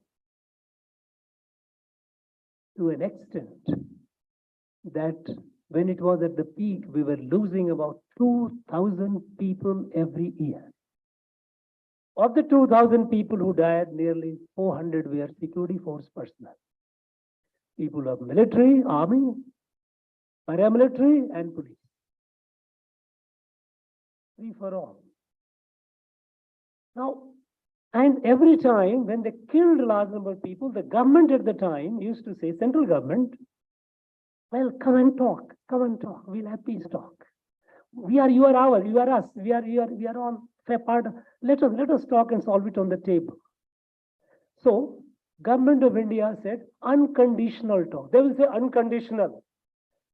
Their saying was, we are not a part of India, we don't accept it, don't put the condition that we are part of India. And if you talk, we will talk. And Government of India accepted all this. And unconditional talk happened, result was Assam Accord, Mizo Accord, Bodo Accord, and so many accords.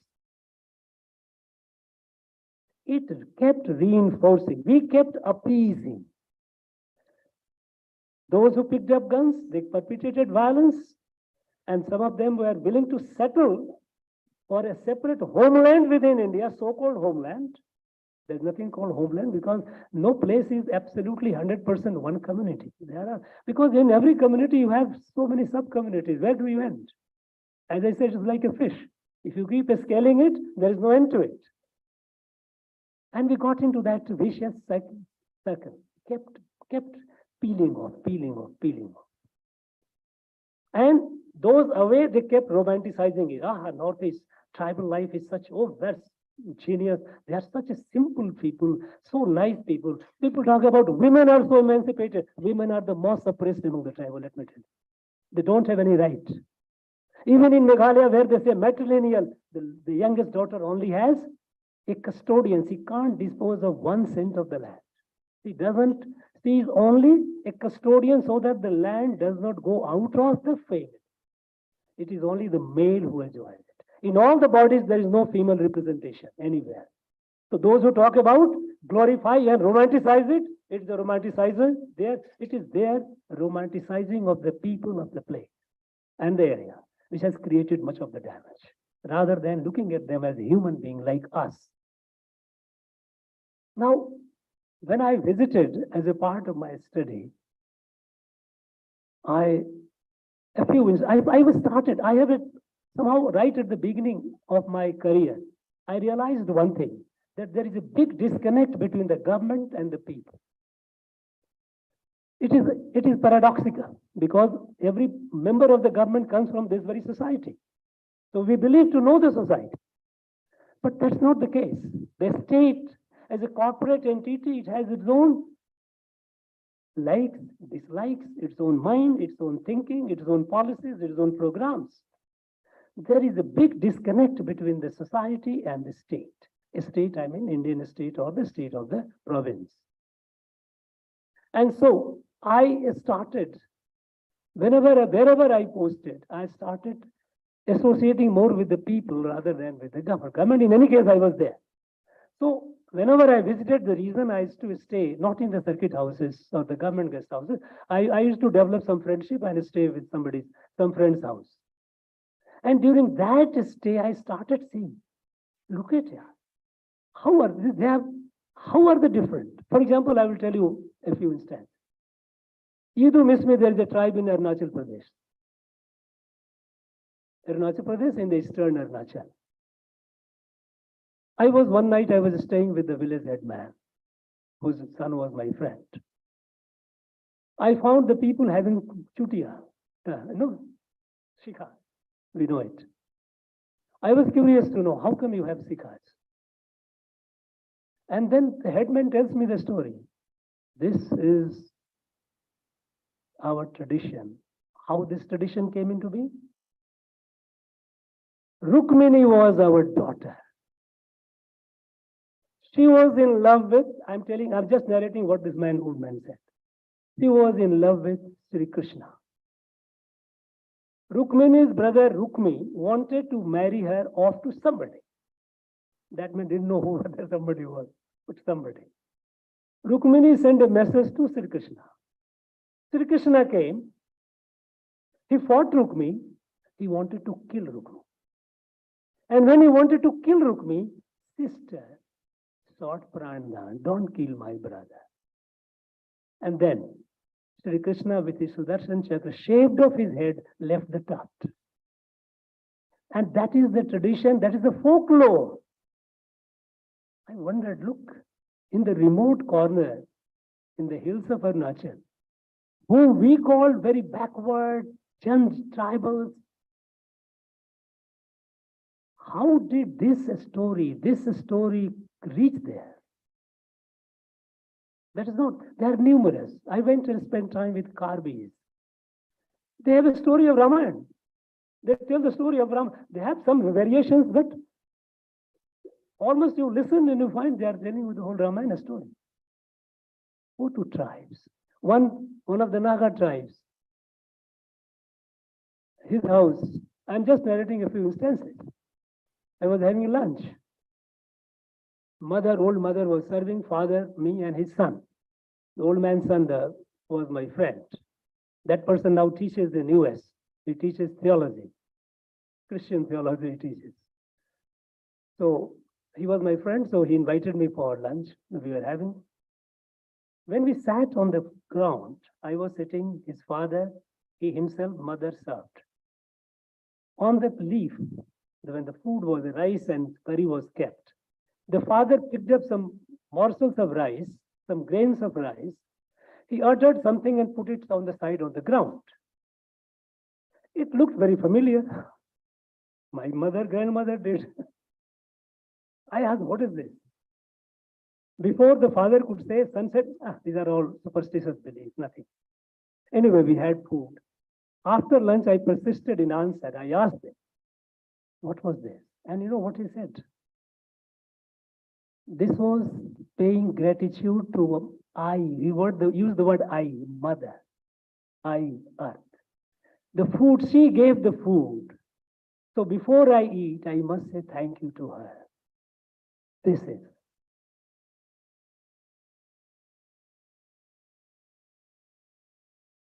I said, look here.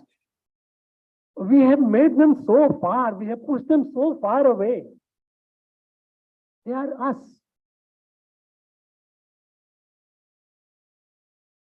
Even, I tell you, even subsequent history, listen, during the British time. In one of, when I went to Nagaland, I found that a number of Nagaland village headmen were over 100 years old. So I made a catalogue of them and started felicitating them in their villages. So one of the villages in the fake district, Ruzazo is the village. When I went to felicitate, because the village headman was 105 years old and absolutely fit, going to the farm, doing everything. After the public felicitation, he took me to his house. When I went to his house, in the living room, where we call it now drawing room, there was a cutout of Netaji Subhash Chandra Bose with a garland.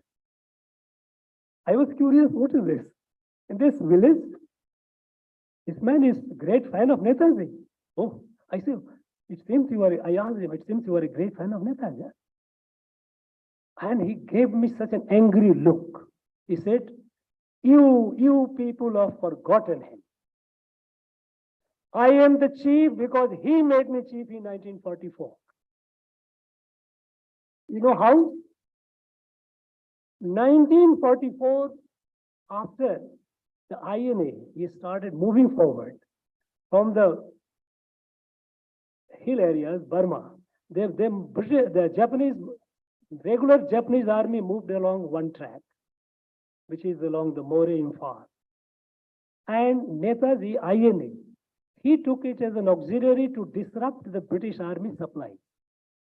The main frontal confrontation will be done by the Japanese army, and their disruption to the supply disruptions, their patrols would be done by the INA. So Netaji entered in April 1944. He came with INA and he made his village Ruzazo. He found it strategically well located. He made this as his headquarters, where he stayed there for 9 days. From there, he launched various patrols. He led many contingents to attack the supply lines of the British troops and intelligence about how the British were located. And in that, this man, young, he was at the time about 25 years old. He fought so valiantly along with Netaji that he was so impressed. He made him the chief by leaving. And you know, that village still has the wooden plank on which Netaji slept for 9 days. They still preserve it. I got curious that this man alone would not have fought, there would be many others. Yes, there were many others. They started narrating the story at this point, that point, ambush, so and so, those firing, we lost so much, we killed so many. Then I commissioned a study with a young history professor of fake government college. Made him to find out who all were there, 934 persons, the Nagas, they had part of the Indian National Army, they fought them. And this part of the history is not known to us. Government is not aware. When I informed the Prime Minister, he was so happy. Now we are building a Netaji museum. Now we are so disconnected. People, those who are ours, those who are us, we have made them different. And this narrative has created so much of a problem. So what happened today? If today, as it was told, that Northeast is very peaceful, why? What magic happened? The magic happened is that the government changed the narrative. We changed the narrative. No. First, you are not different. You are us. Number one. Number two, there are certain red lines. Territorial integrity of India is non-negotiable. There cannot be any talk.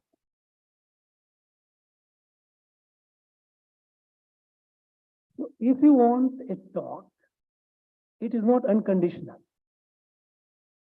It is conditional to you to accepting the fact that territorial integrity of India is non-negotiable, and any solution of any of your problems can be found only within the constitutional framework of India. Our constitution is large enough, broad enough to accommodate all aspirations, except secession, except saying that no, we are different. No. And India is a plural society.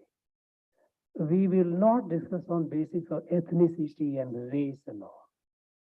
No question of any homeland based on ethnicity.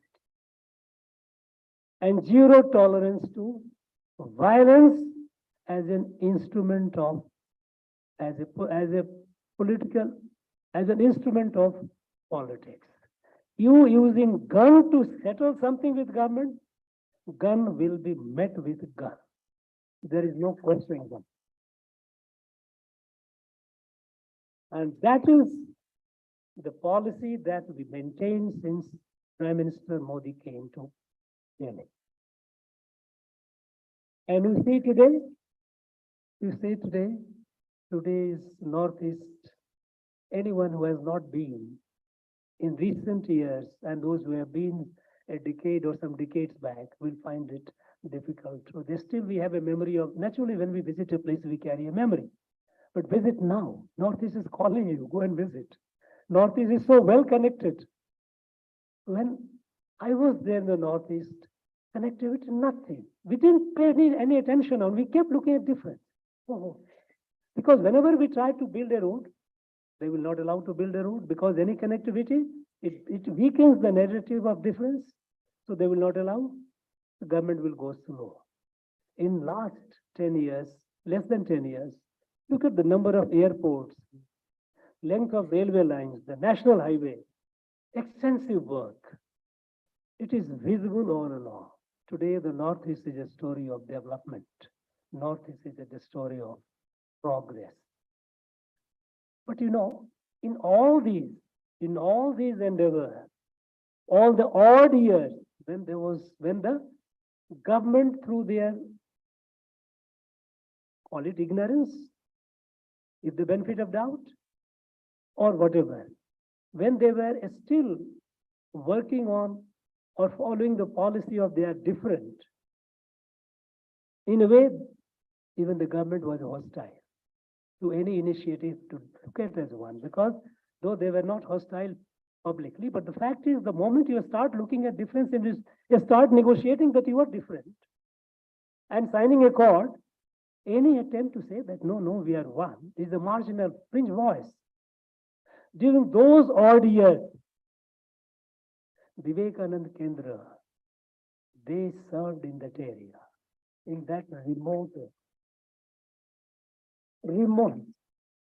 remote area, taking the boys and girls, the young kids, teaching them the value of nationalism, telling them the story of India, bringing them up as good citizens of India. It is commendable. And that they did with minimal resources. If I tell you resource, in the Northeast region, missionaries get 250 crore on an average every year from foreign countries. It comes up 250 crores through FCRA channel. I'm not talking about what comes informal channel. FCRA, 250 crores they get for missionary activity. Vivekananda Kendra, they will look for someone, okay, give someone. On meager resources, you will start doing it. With so much of a resource constraint, back of the beyond areas, mosquito infested, no accessibility. In a way, the terrain had become hostile. In that terrain, they have served. And they have been serving the people. They have been serving the people of that area. During COVID, they did outstanding service. It is not only commendable, not only praiseworthy, but it also, in a way, tells us that we also have an obligation to assist such bodies, those who are doing the service in that area, so that they do the service to the best of capacity. They do not suffer the constraints. Like the family of Mr. Shenoy, they helped building of the memorial. This society India has all the time has prospered through society, not through government. Rabindranath Tagore, when he mentioned his book Swadeshi Samaj, he tells about it. In his 1905 lecture, which he delivered, Tagore, that India, the various kings, Rajas and Maharajas, their role was limited to, dispensing justice and nyaya and videso ka sambandh, foreign relations. They're very limited. Everything was done by the society. The fact is society has been weakened over the years. And divisive politics is so overwhelming that everywhere today we find new estates coming up saying, federalism, we are away, we are different, more. We must realize, those who talk about federalism must realize India that is Bharat.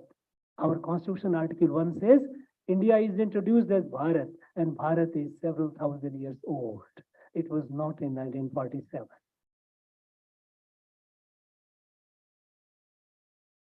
And the oldest of the state also cannot claim to reach even 100 years. Forget about it. Even if we start making administrative arrangement provinces that they started in 1919, only about that. Many of the states of South, let us say Karnataka, in 1956, reorganization happened. Now each state coming up and started believing as if I'm different. We are different. Then I started fighting. Northeast also started fighting. Assam versus Nagaland, Assam versus Mizoram, Assam versus Meghalaya. You find the border, the two state police forces, you must have read in the newspaper, fighting and killing each other. Today, we find they are all settling down. They face the sense of one family, one kutumbam is gaining ground, gaining a strength. We need to reinforce this. And in this, I compliment once again Vivekananda Kendra for all that they are doing. Thank you very much. Bharat Mata ki jai.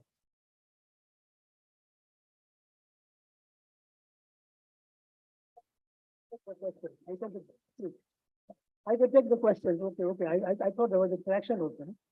Yes. Yes.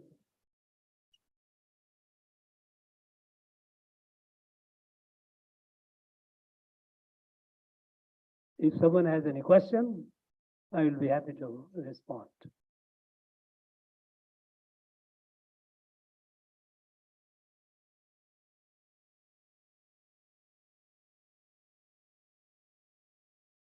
Are you all hungry?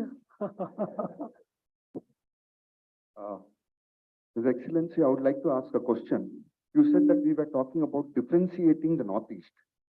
And Northeast is a small part of India, but it is covered with around 5 different countries. So what do you feel would be useful to make it as unification into India? I think that will be very useful for us to safeguard our country also. Unification of Northeast. Unification of Northeast into India, because I still see many people saying that they feel that Northeast people always say that you don't consider us to be Indians.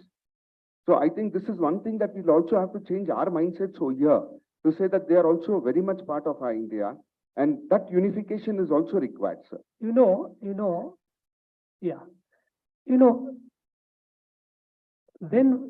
the problem comes with today, much of the problem lies in our inadequate understanding of Bharat.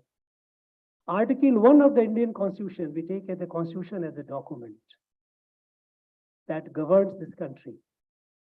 The Constitution introduces, the very first article says India, that is Bharat. So India is introduced as Bharat. Then question is, what is Bharat? Now Bharat has not been taught much in our school. What is Bharat? When was Bharat formed? Who formed Bharat? A concept of a state, a political state, is a European concept.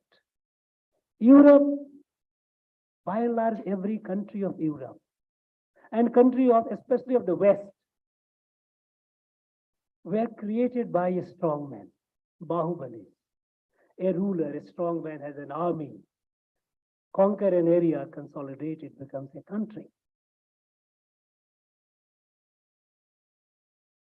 The concept of a strong man, a strong ruler creating a country, a state, a political state is a European notion of a state. In India, when we say Bharat, our constitution says India, that is Bharat. Who created Bharat? Sometimes some people ask me, even in my own state where I am serving today, some people say, Mr. Governor, tell me one ruler who ruled India, whole of India at any point of time. I said, nobody. Of course, there were rulers who ruled from Siam, which is Thailand, to Hindu Kush, western part of Afghanistan. But there was no ruler who ruled whole of India, because this India, which we call India, Bharat, was not a creation of any ruler. Bharat is a civilizational evolution, civilizational and cultural evolution that happened for several thousand years ago. And if you begin it, if you try to put it in a historical context, then it begins with the period of Rig Veda. Then the fundamental principle of Sanatan Adhyatma is what? There is one God who has created the entire universe. And that God is present in every element of creation. And that is where there comes Atmat Sarva Bhuteshu. Me like everyone. We hundreds of people sitting here. I am here. We are all in each other. It's one self. It's like leaves of a tree, petals of a leaf. This notion of that divine presence in all. And the third one is to appreciate it, to understand it. It is a subjective experience. So people have different ways, marga, to realize it. And so you have multiple hundreds and thousands of sampradayas to appreciate, to understand, to realize it. Because this is not something that you understand with intellect. Because there is a fundamental difference between Indian epistemology, if I use the word epistemology, which is Jnana Paddhati, and the Western epistemology, Western knowledge system believes that intellect is supreme. Whatever doesn't stand to reason is not worthy of acceptance. That began with the age of reason, when there was a conflict with the church and the state. And then the state promoted those, lot of people to create that literature. The divide happened. And reason became supreme. In Indian system, it was understood that reason, intellect is very important, Yet, it is not sovereign. Because there are things that cannot be understood through intellect. You listen to a beautiful melodious music, it takes you a different world. Try to explain it. How do you intellectually explain it? You look at a beautiful flower, if you try to look at the chemistry of it, the beauty is lost. Something called anubhuti. This anubhuti which is adhyatmic. So when anubhuti, that is adhyatmic buddhi, and buddhi, which is intellectual buddhi, when they meet, some buddhi happens, that is the knowledge. That is what Indian knowledge system. The Indian knowledge system did not and does not accept sovereignty of intellect. Now, so when they said, when our ancient rishis, when they, since the period of Rig Veda, when they said that one divine present in every element of creation, not only in humans, in every element of creation, plants, animals. And that is how the prayer began. Sarve bhavantu sukhina, sarve santu niramaya. Let all beings be happy, all beings be free of diseases. We all. That is why the concept of Vasudhaiva Kutumbakam, we are all a member of a family, because we are all children of the same divine, the same one. That is how that. Now with this, when this light, then this adhyatma, it is created a Jivan Drishti, a life vision. How to live life individually, how to live life collectively. That vision of inclusivity, that vision of living in total harmony and symbiotic relations with the rest. That vision which is reflected in our day-to-day life.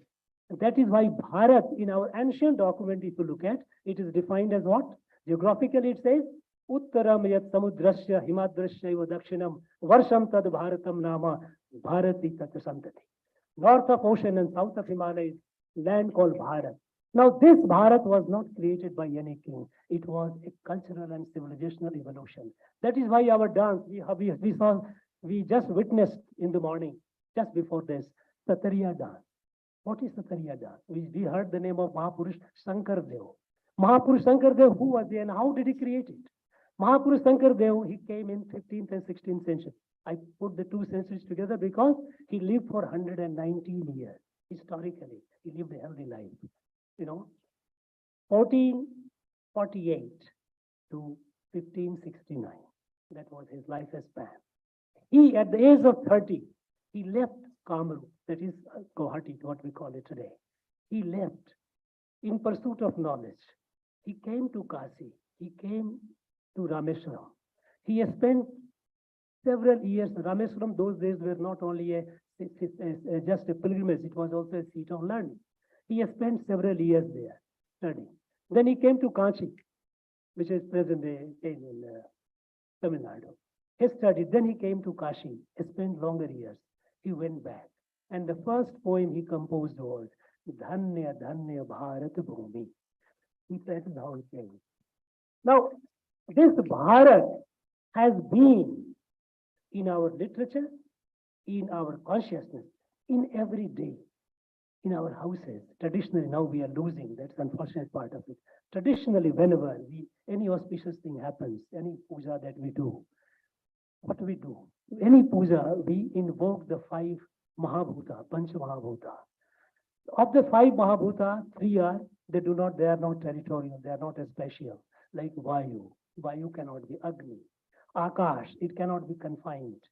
But Prithvi and Jal, the 2 are. And when we worship, when we talk about Jal, when we pray to Jal, what do we say? We pray, Ganga cha Jamune chaiva, Godavari Saraswati, Narmada Sindhu Kaveri, Jalayasmin Samnidhim Kuru. Sindhu is in the northernmost, Kaveri is southernmost. Let all these be here. This is our day-to-day, unconsciously, subconsciously. When the priest, when the Brahmin does it, we ignore, he is uttering something. But listen to it carefully. When we mention the place which we worship, the place, it is not that place, but it is a part of Aryavati Bharat Khande. Start with Jambu Dweep and all. This place doesn't have independent existence. It is a part of the Bharat Khande. Is a Bharat part, a part of Bharat. So Bharat, which has been, and this Bharat has been even in our constitution. Unfortunately, this part has not been, unfortunately, it is not taught in our law colleges. When our constitution was drafted and presented to the Constituent Assembly, there were 32 persons who spoke, of which 29 persons rejected it. No, we don't accept this constitution. Where is Bharat in it? You have states, you have union, you have a relation between the two, you have a tripod like, sort of legislature, executive, judiciary, separation of power, you have fundamental rights.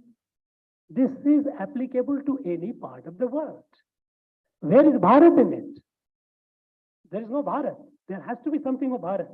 And then part 4, which is called Directive Principles of State Policy, was introduced in that, where we talked about village panchayat, we talked about so many things, but it was made non-justiciable. Not only that, to reflect that Bharat, since the document literature, literary part of it, as far as the various, all the articles were already finalized, to introduce Bharat further into more than, directive principles, it was decided to depict Bharat, evolution of Bharat pictorially through painting. And it was in that background that a great painter, Nandalal Bose of Vishwabharati, he was commissioned and he did paint it. And you know how our constitution begins? The beginning of the constitution, the first painting is a Gurukula, where rishis, the students are sitting, and the pastoral, the Gurukula teacher is sitting. That is the evolution of Bharat. When you come to fundamental rights, what is the painting? Painting is of Sri Rama Pattabhisekam, when he came. Because in Ramaraj, all are equal, all are happy, all are fundamental rights. Each of these have got the paintings in the original constitution. Unfortunately, these have been removed. These are not taught, but these are part of it. We have forgotten Bharat. You said how to make the Northeast. The problem is we need to understand Bharat. When I told the story of Sri Krishna coming to the Idu Mismi, do I need to make them as us? They are us. We have to accept it. You are not different. You are us. What happened? Again, I tell you, there's something very interesting. And only a visionary person like Prime Minister Modi can do it. When I told this story about Idu Mismi, that there are people who are doing, then in Gujarat, south of Dwarka, there is a place called Madhavpur Ghed. Madhavpur Ghed, in Chaitra Sukh Paksh, Saptami, Ashtami, Navami, there is a great festival of Sri Krishna. They do it. We wanted to integrate. They should be part of it. It was Prime Minister initiative that they should come. In 2016, we started. And now today, every year, people of the Northeast, they come and be part of it from all the states. They come in hundreds and hundreds of come and be part of it. To begin with, because we also have a problem, because we also tend to fight. No? So Vidarbha people say that Rukmini is their daughter. Now here is somebody from Arunachal says Rukmini is their daughter. There may be, but anyway, this was well passed. They all very, very happy. People they welcomed, and it began. The question is, when we start looking at people as ours, not different, the people at the person across also changes the behavior. It is our problem. We have missed it, and we have not been, and primarily because we have not properly understood Bharat. There is no issue of they're making them as, they are us. And this is what is happening today. In the last 8-9 years, because we have just debunked the story. You are not different. Nobody today talks to us at all. At least at certain level, people don't talk. But since it is a long legacy of leaving behind, all the literature have been created by the British and by our own, anthropologists. They have done PhDs. There are a number of hundreds of PhDs on this, how the two communities are different.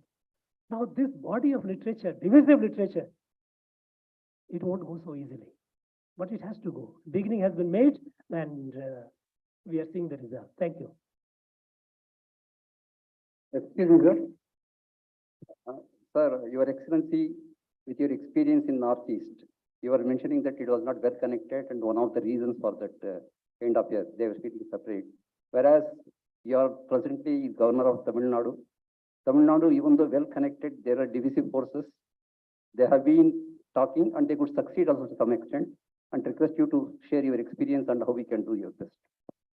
You know, it was a part of the same British design. When they first they realized India cannot be their experiment of colonizing other countries cannot be replicated in India. They started weakening it. How? Weakening the Indian society. And at different places, they started promoting people who could follow that separatist ideology. I mentioned in my talk a name, I tell the name on Caldwell. Bishop Caldwell, he became later Bishop Caldwell. He, as a part of the SPG, the Society for Promotion of Gospel, he came and he's the one who created the document that Dravid is a separate race. Our ancient literature talks about Dravid as a geographic region. North of Vindhya is Panch Arya, south of Vindhya is Panch Dravida. Now, Dravida becoming a separate race. And not only, there are some others, like Jew Pope. Some people get very sensitive about it.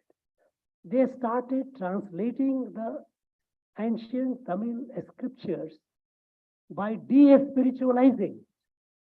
Now, Thirukural is a wonderful spiritual document. I find it is a treasure, a genius, divine. It has bhakti, it has karma, it has sannyas, it has duty, everything. It is a unique blend of Dharma Shastra and Niti Shastra. But person like G.U. Pope, a missionary, he de-spiritualized translation. And that served the purpose of those who were pursuing Dravid as a separate race. So it is a legacy of that people have been pursuing that. This is not sustainable. The very fact that even in our national anthem, we say Dravid. Dravid is a region. Dravid includes all these. I am in a Dravid land. But today, Dravid is only Tamil Nadu. It has become.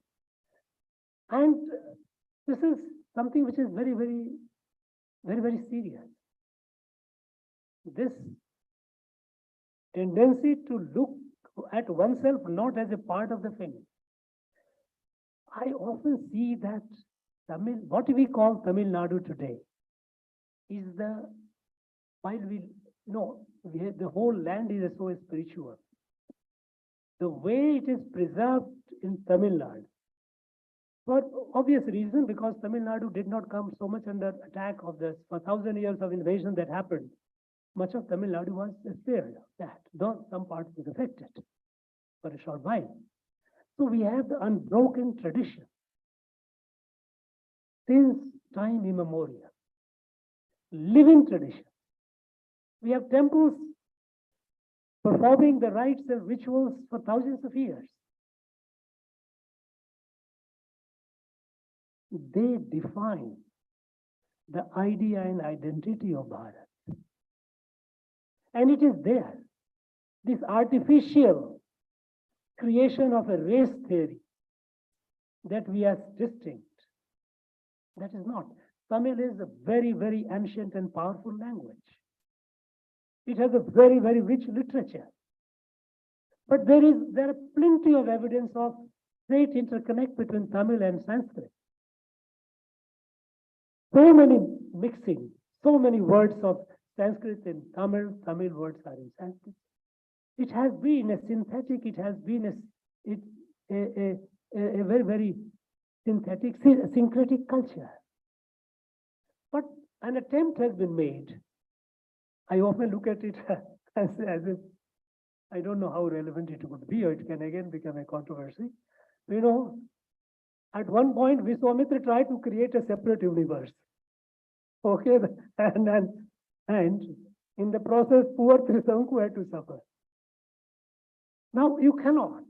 The reality is that this is one country, I won't call it one Samaj, Rashtra. The confusion is between Rashtra and Rajya. Rashtra is more than Rajya. It is Samaj. Just the weekend. Thank you. Your Excellency, yeah, so. Yeah. Yeah, due to the narrative of the British, the real essence of the Northeastern culture is probably lost. Should we be making attempts to find that? And you quoted so many instances where you know, we are all one. It's all integrated. Have we reached the end of it, or do you think there are still gems like what you quoted in your anecdotes to be found to integrate Northeast better? Thank you for the question. First and foremost, I don't agree it is lost. It is not lost. It is strong, it is vibrant. Problem is, we have to remove our aspects that they are different. I tell you, even today, in the day-to-day life, their rites and rituals are so strongly connected. I tell you a story of Nagaland. Nagaland, which is considered to be far more violent and all the aggressive. I won't. In 2019, when I was there we have a festival called Hornbill. In the Hornbill, 10 days, great festival. That was 1st of December, 1963. Nagaland state was created. And in commemoration of that, this festival is held. As it happens in Nagaland, every act, collective act, it begins with benediction. And where benediction is held by a priest. Beautiful, he did it. I said, let this be a traditional benediction also. And I had invited a person from the Myanmar border, from a village, Kaimungan tribe. Kaimungan is one of the tribes.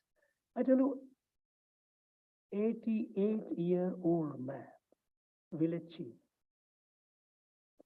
1st of December. Location is hilltop. Breezy, cold. We were all putting salts and jackets. This man, bare body, just with his loin clothes and all, with his spear, stand. For half an hour benediction that he did, it was something like listening to Vedic Richa. He was praising the mountains, praising the trees, praising the birds, and how they are life-sustaining, how they are. And when he stopped speaking, there was a uproar of applaud. So thousands of people standing before, the Naga people standing. They applauded for minutes together, roared. It is not lost, it is alive. It is our ignorance. We believe that it is lost. It is not. Let us change our mind. With this, we come to the end of the question-answer session. Honorable Governor, your talk has been absolutely insightful, so much so that it's triggered a lot of curiosity among a lot of us. Thank you so much. And your experience with Northeast echoed in every word you spoke, the nuances you brought about. I think the huge takeaway we have is in terms of understanding diversity and difference and celebrating our diversity rather than, finding differences amidst ourselves. Without further delay, I now request our President of Vivekananda Kendra to kindly address the audience. Manya Balakrishan ji.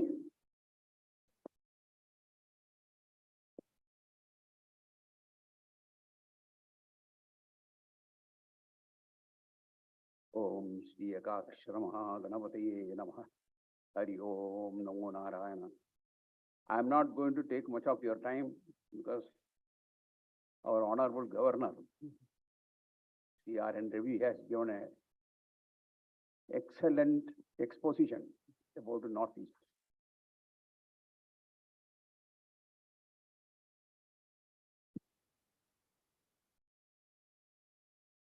I think the purpose of organizing this Northeast Calling program in Bangalore has definitely served its purpose because of these events.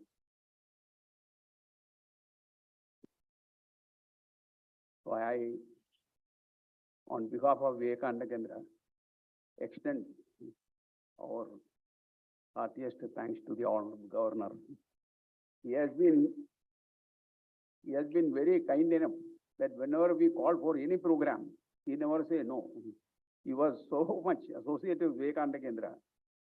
So this time also when we went and called him and told him that you are going to organize this Northeast program, Northeast Calling program in Bangalore. He was very happy. He agreed to come here. This Northeast Calling program we organize every year. And this is the 5th or 6th one, I think, in Mumbai, Thane, Pune, all these places. The very idea of organizing the Northeast Calling program is to make aware of the people of this country, various states, how the Northeastern states are, what is their culture, how the people are, what is their educational background, what is the literacy rate, how people are moving. I mean, to give a detailed picture about the Northeast region, because many of the people of this area, they do not know anything about Northeast. Many of the time I have experienced when the people come from the Northeast, because our own ignorance, our people start asking, are you from China? Are you from Tibet? Are you from Mongolia? Because they do not know whether there is a state called Arunachal Pradesh. Our people are so ignorant that there are 7 states in the Northeast. And 7 states, I tell you, they are so rich in their culture. One gentleman was asking about the Northeast, about the culture. I can tell you very honestly, the people of Northeast, their culture is so vibrant. You have seen here, and I tell you that their cultural heritage is very much part of our Indian culture. Vivekananda Kendra has established an institute of culture in Guwahati, and it has got 7 chapters in the Northeast. The very purpose is to see that, we may say this culture is different, this culture is different, this culture is different. Our governor has put it very nicely. There is only one culture. Unfortunately, what has happened, because of whatever comes from the West is best, this attitude has been given to our people. And we started following the same thing, whatever they were following. Divide and rule and destroy. Divide and rule and destroy. So this is what has happened in the Northeast also.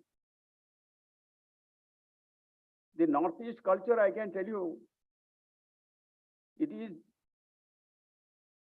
I just 2 days back, in our Honourable Prime Minister had gone to Guwahati. There was a cultural program on the occasion of the Bihu. They have broken the record there. It has gone to the Guinness Book of World Record. Their Bihu dance, so wonderful, so that is so melodious song. When you go to Northeast, then only you will understand what Northeast is. Yeah, otherwise, it will be just like the sitting in a frog sitting in the well and thinking that this is the well is the only one which is the biggest one, because it has not come out of the well. So that is why we thought that we should have a program of Northeast calling in Bengaluru. We may have in some other place next year.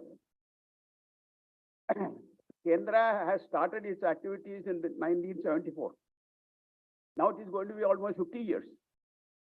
And you will find number of our students, boys and girls who have completed their education in our schools, colleges, and they are working in different parts of the country. I can tell you with honesty, almost 50% of the government servants in Arunachal Pradesh, because Arunachal Pradesh, we have got more number of schools. They are all our Vicavians today. There are about 17 IAS officers and IPS officers. There are number of army officers, Army, Navy, Air Force, and paramilitaries. Even for the now recently introduced Agnipath, Arunachali students are they are in the forefront. So the whole Northeast is changing now. And I can tell you, when you go to Northeast, any village you go, extreme villages, interior places, the Gauvada will come. The first thing he will say, he will give a salute and says, Jai Hind.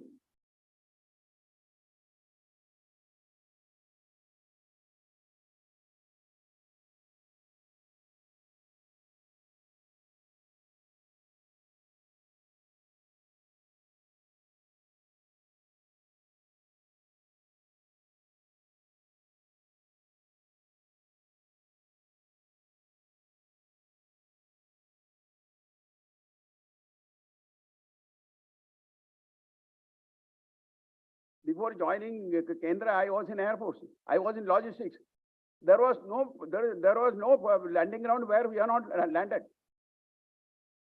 So we know the whole area there, even Mizoram, Meghalaya, how the situation was.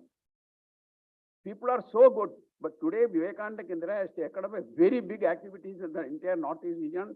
We need the support of people like you. That is why this program was organized here. Sir was telling about the Christian missionary activities in the Northeast. Why Vivekananda Kendra was sent there by Ekanath Jinarade. He said that Northeast is the region, is the place where we should give priority, because that is not only the backward area, at the same time, lot of denationalization is going on there. Conversion is going on there.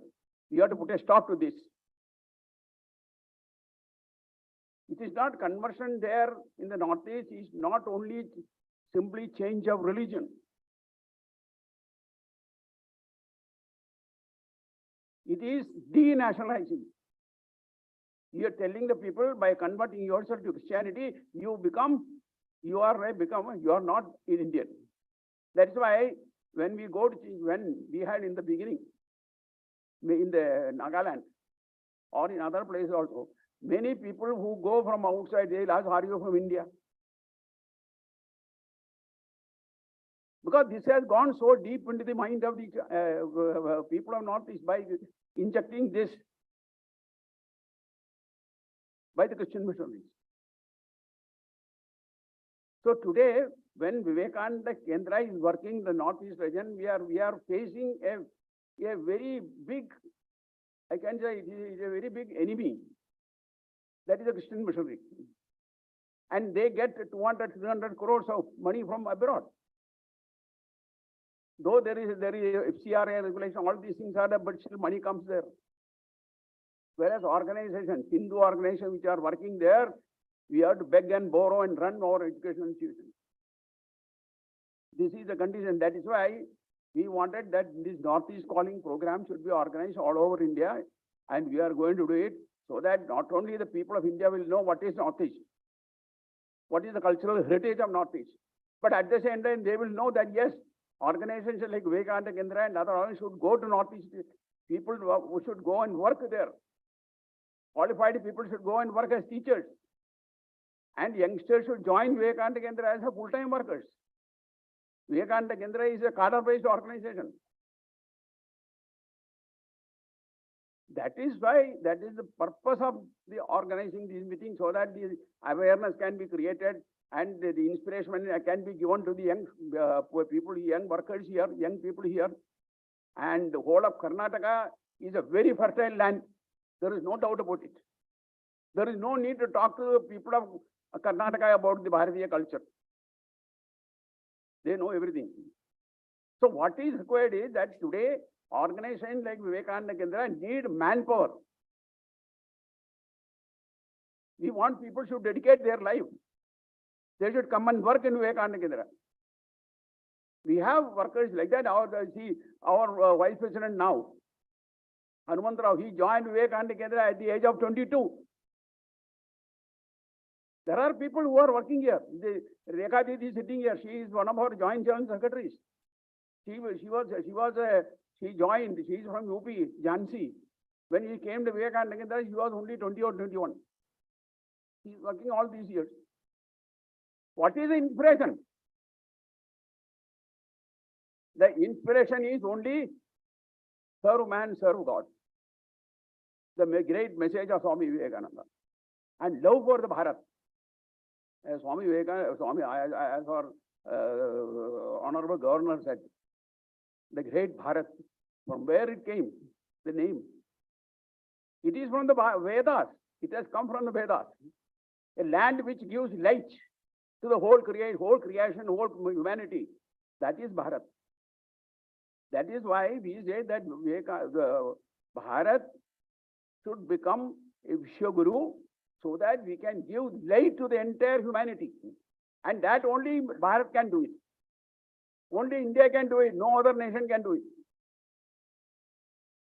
That is the greatness of this country. So I am very happy all of you have come for this program. We definitely seek your cooperation in the coming years. We want to see that Vivekananda Kendra's activities flourish everywhere. Already we have got about 1,040 branch centers all over India. We want to see that in the coming years. Another couple of years, we should go to nearly 2,000. We are, for your information, I am telling you, Nagaland government has also agreed to allot land for Vivekananda Kendra to start 3 more schools there. Assam government has agreed to give allot land for 5 schools now in Bodo areas. Bodo areas and the Karbi Angalang district. That is also a very backward area. So Kendra is working in such difficult areas.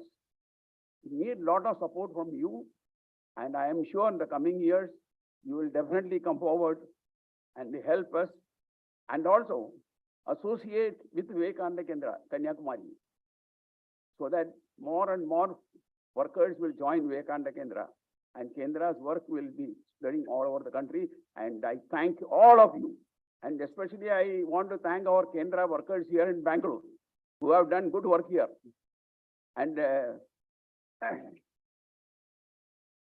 also I want to thank the authorities of Indian Institute of Science, who have provided this hall.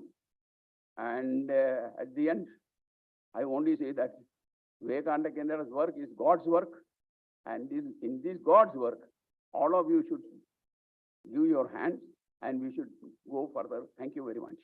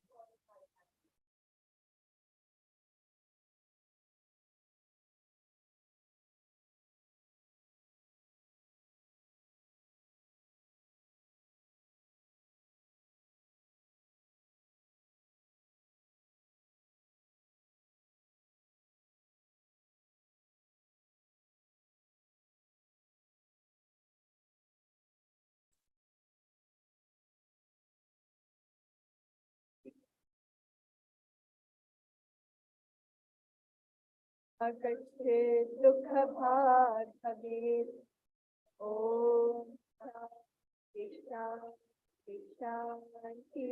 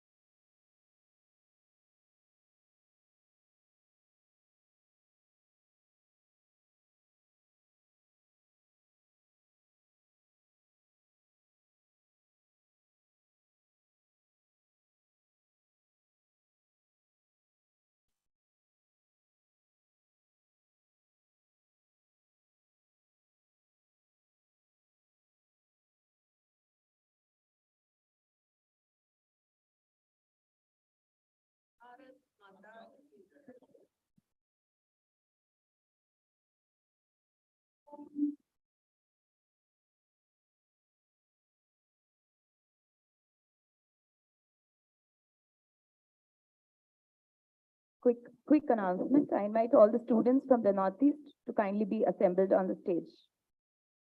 I request Lalita Didi to kindly join us on stage.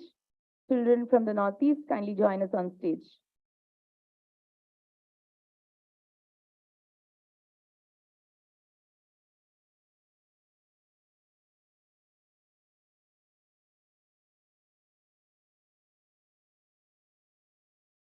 Rekha Didi, request you to kindly join us on the dais. We'll give away mementos to the students of the Northeast and Lalita Didi.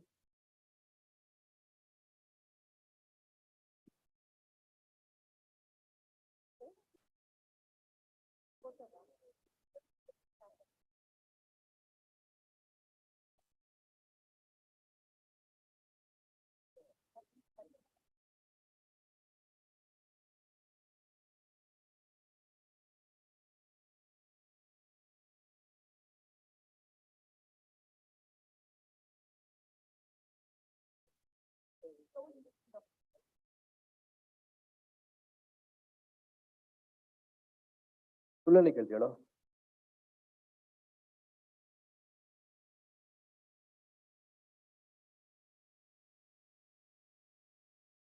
A quick announcement, students of all the Northeast students kindly assemble on stage.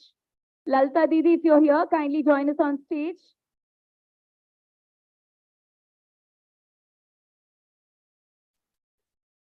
VKV Kallubalu students, kindly join us on stage.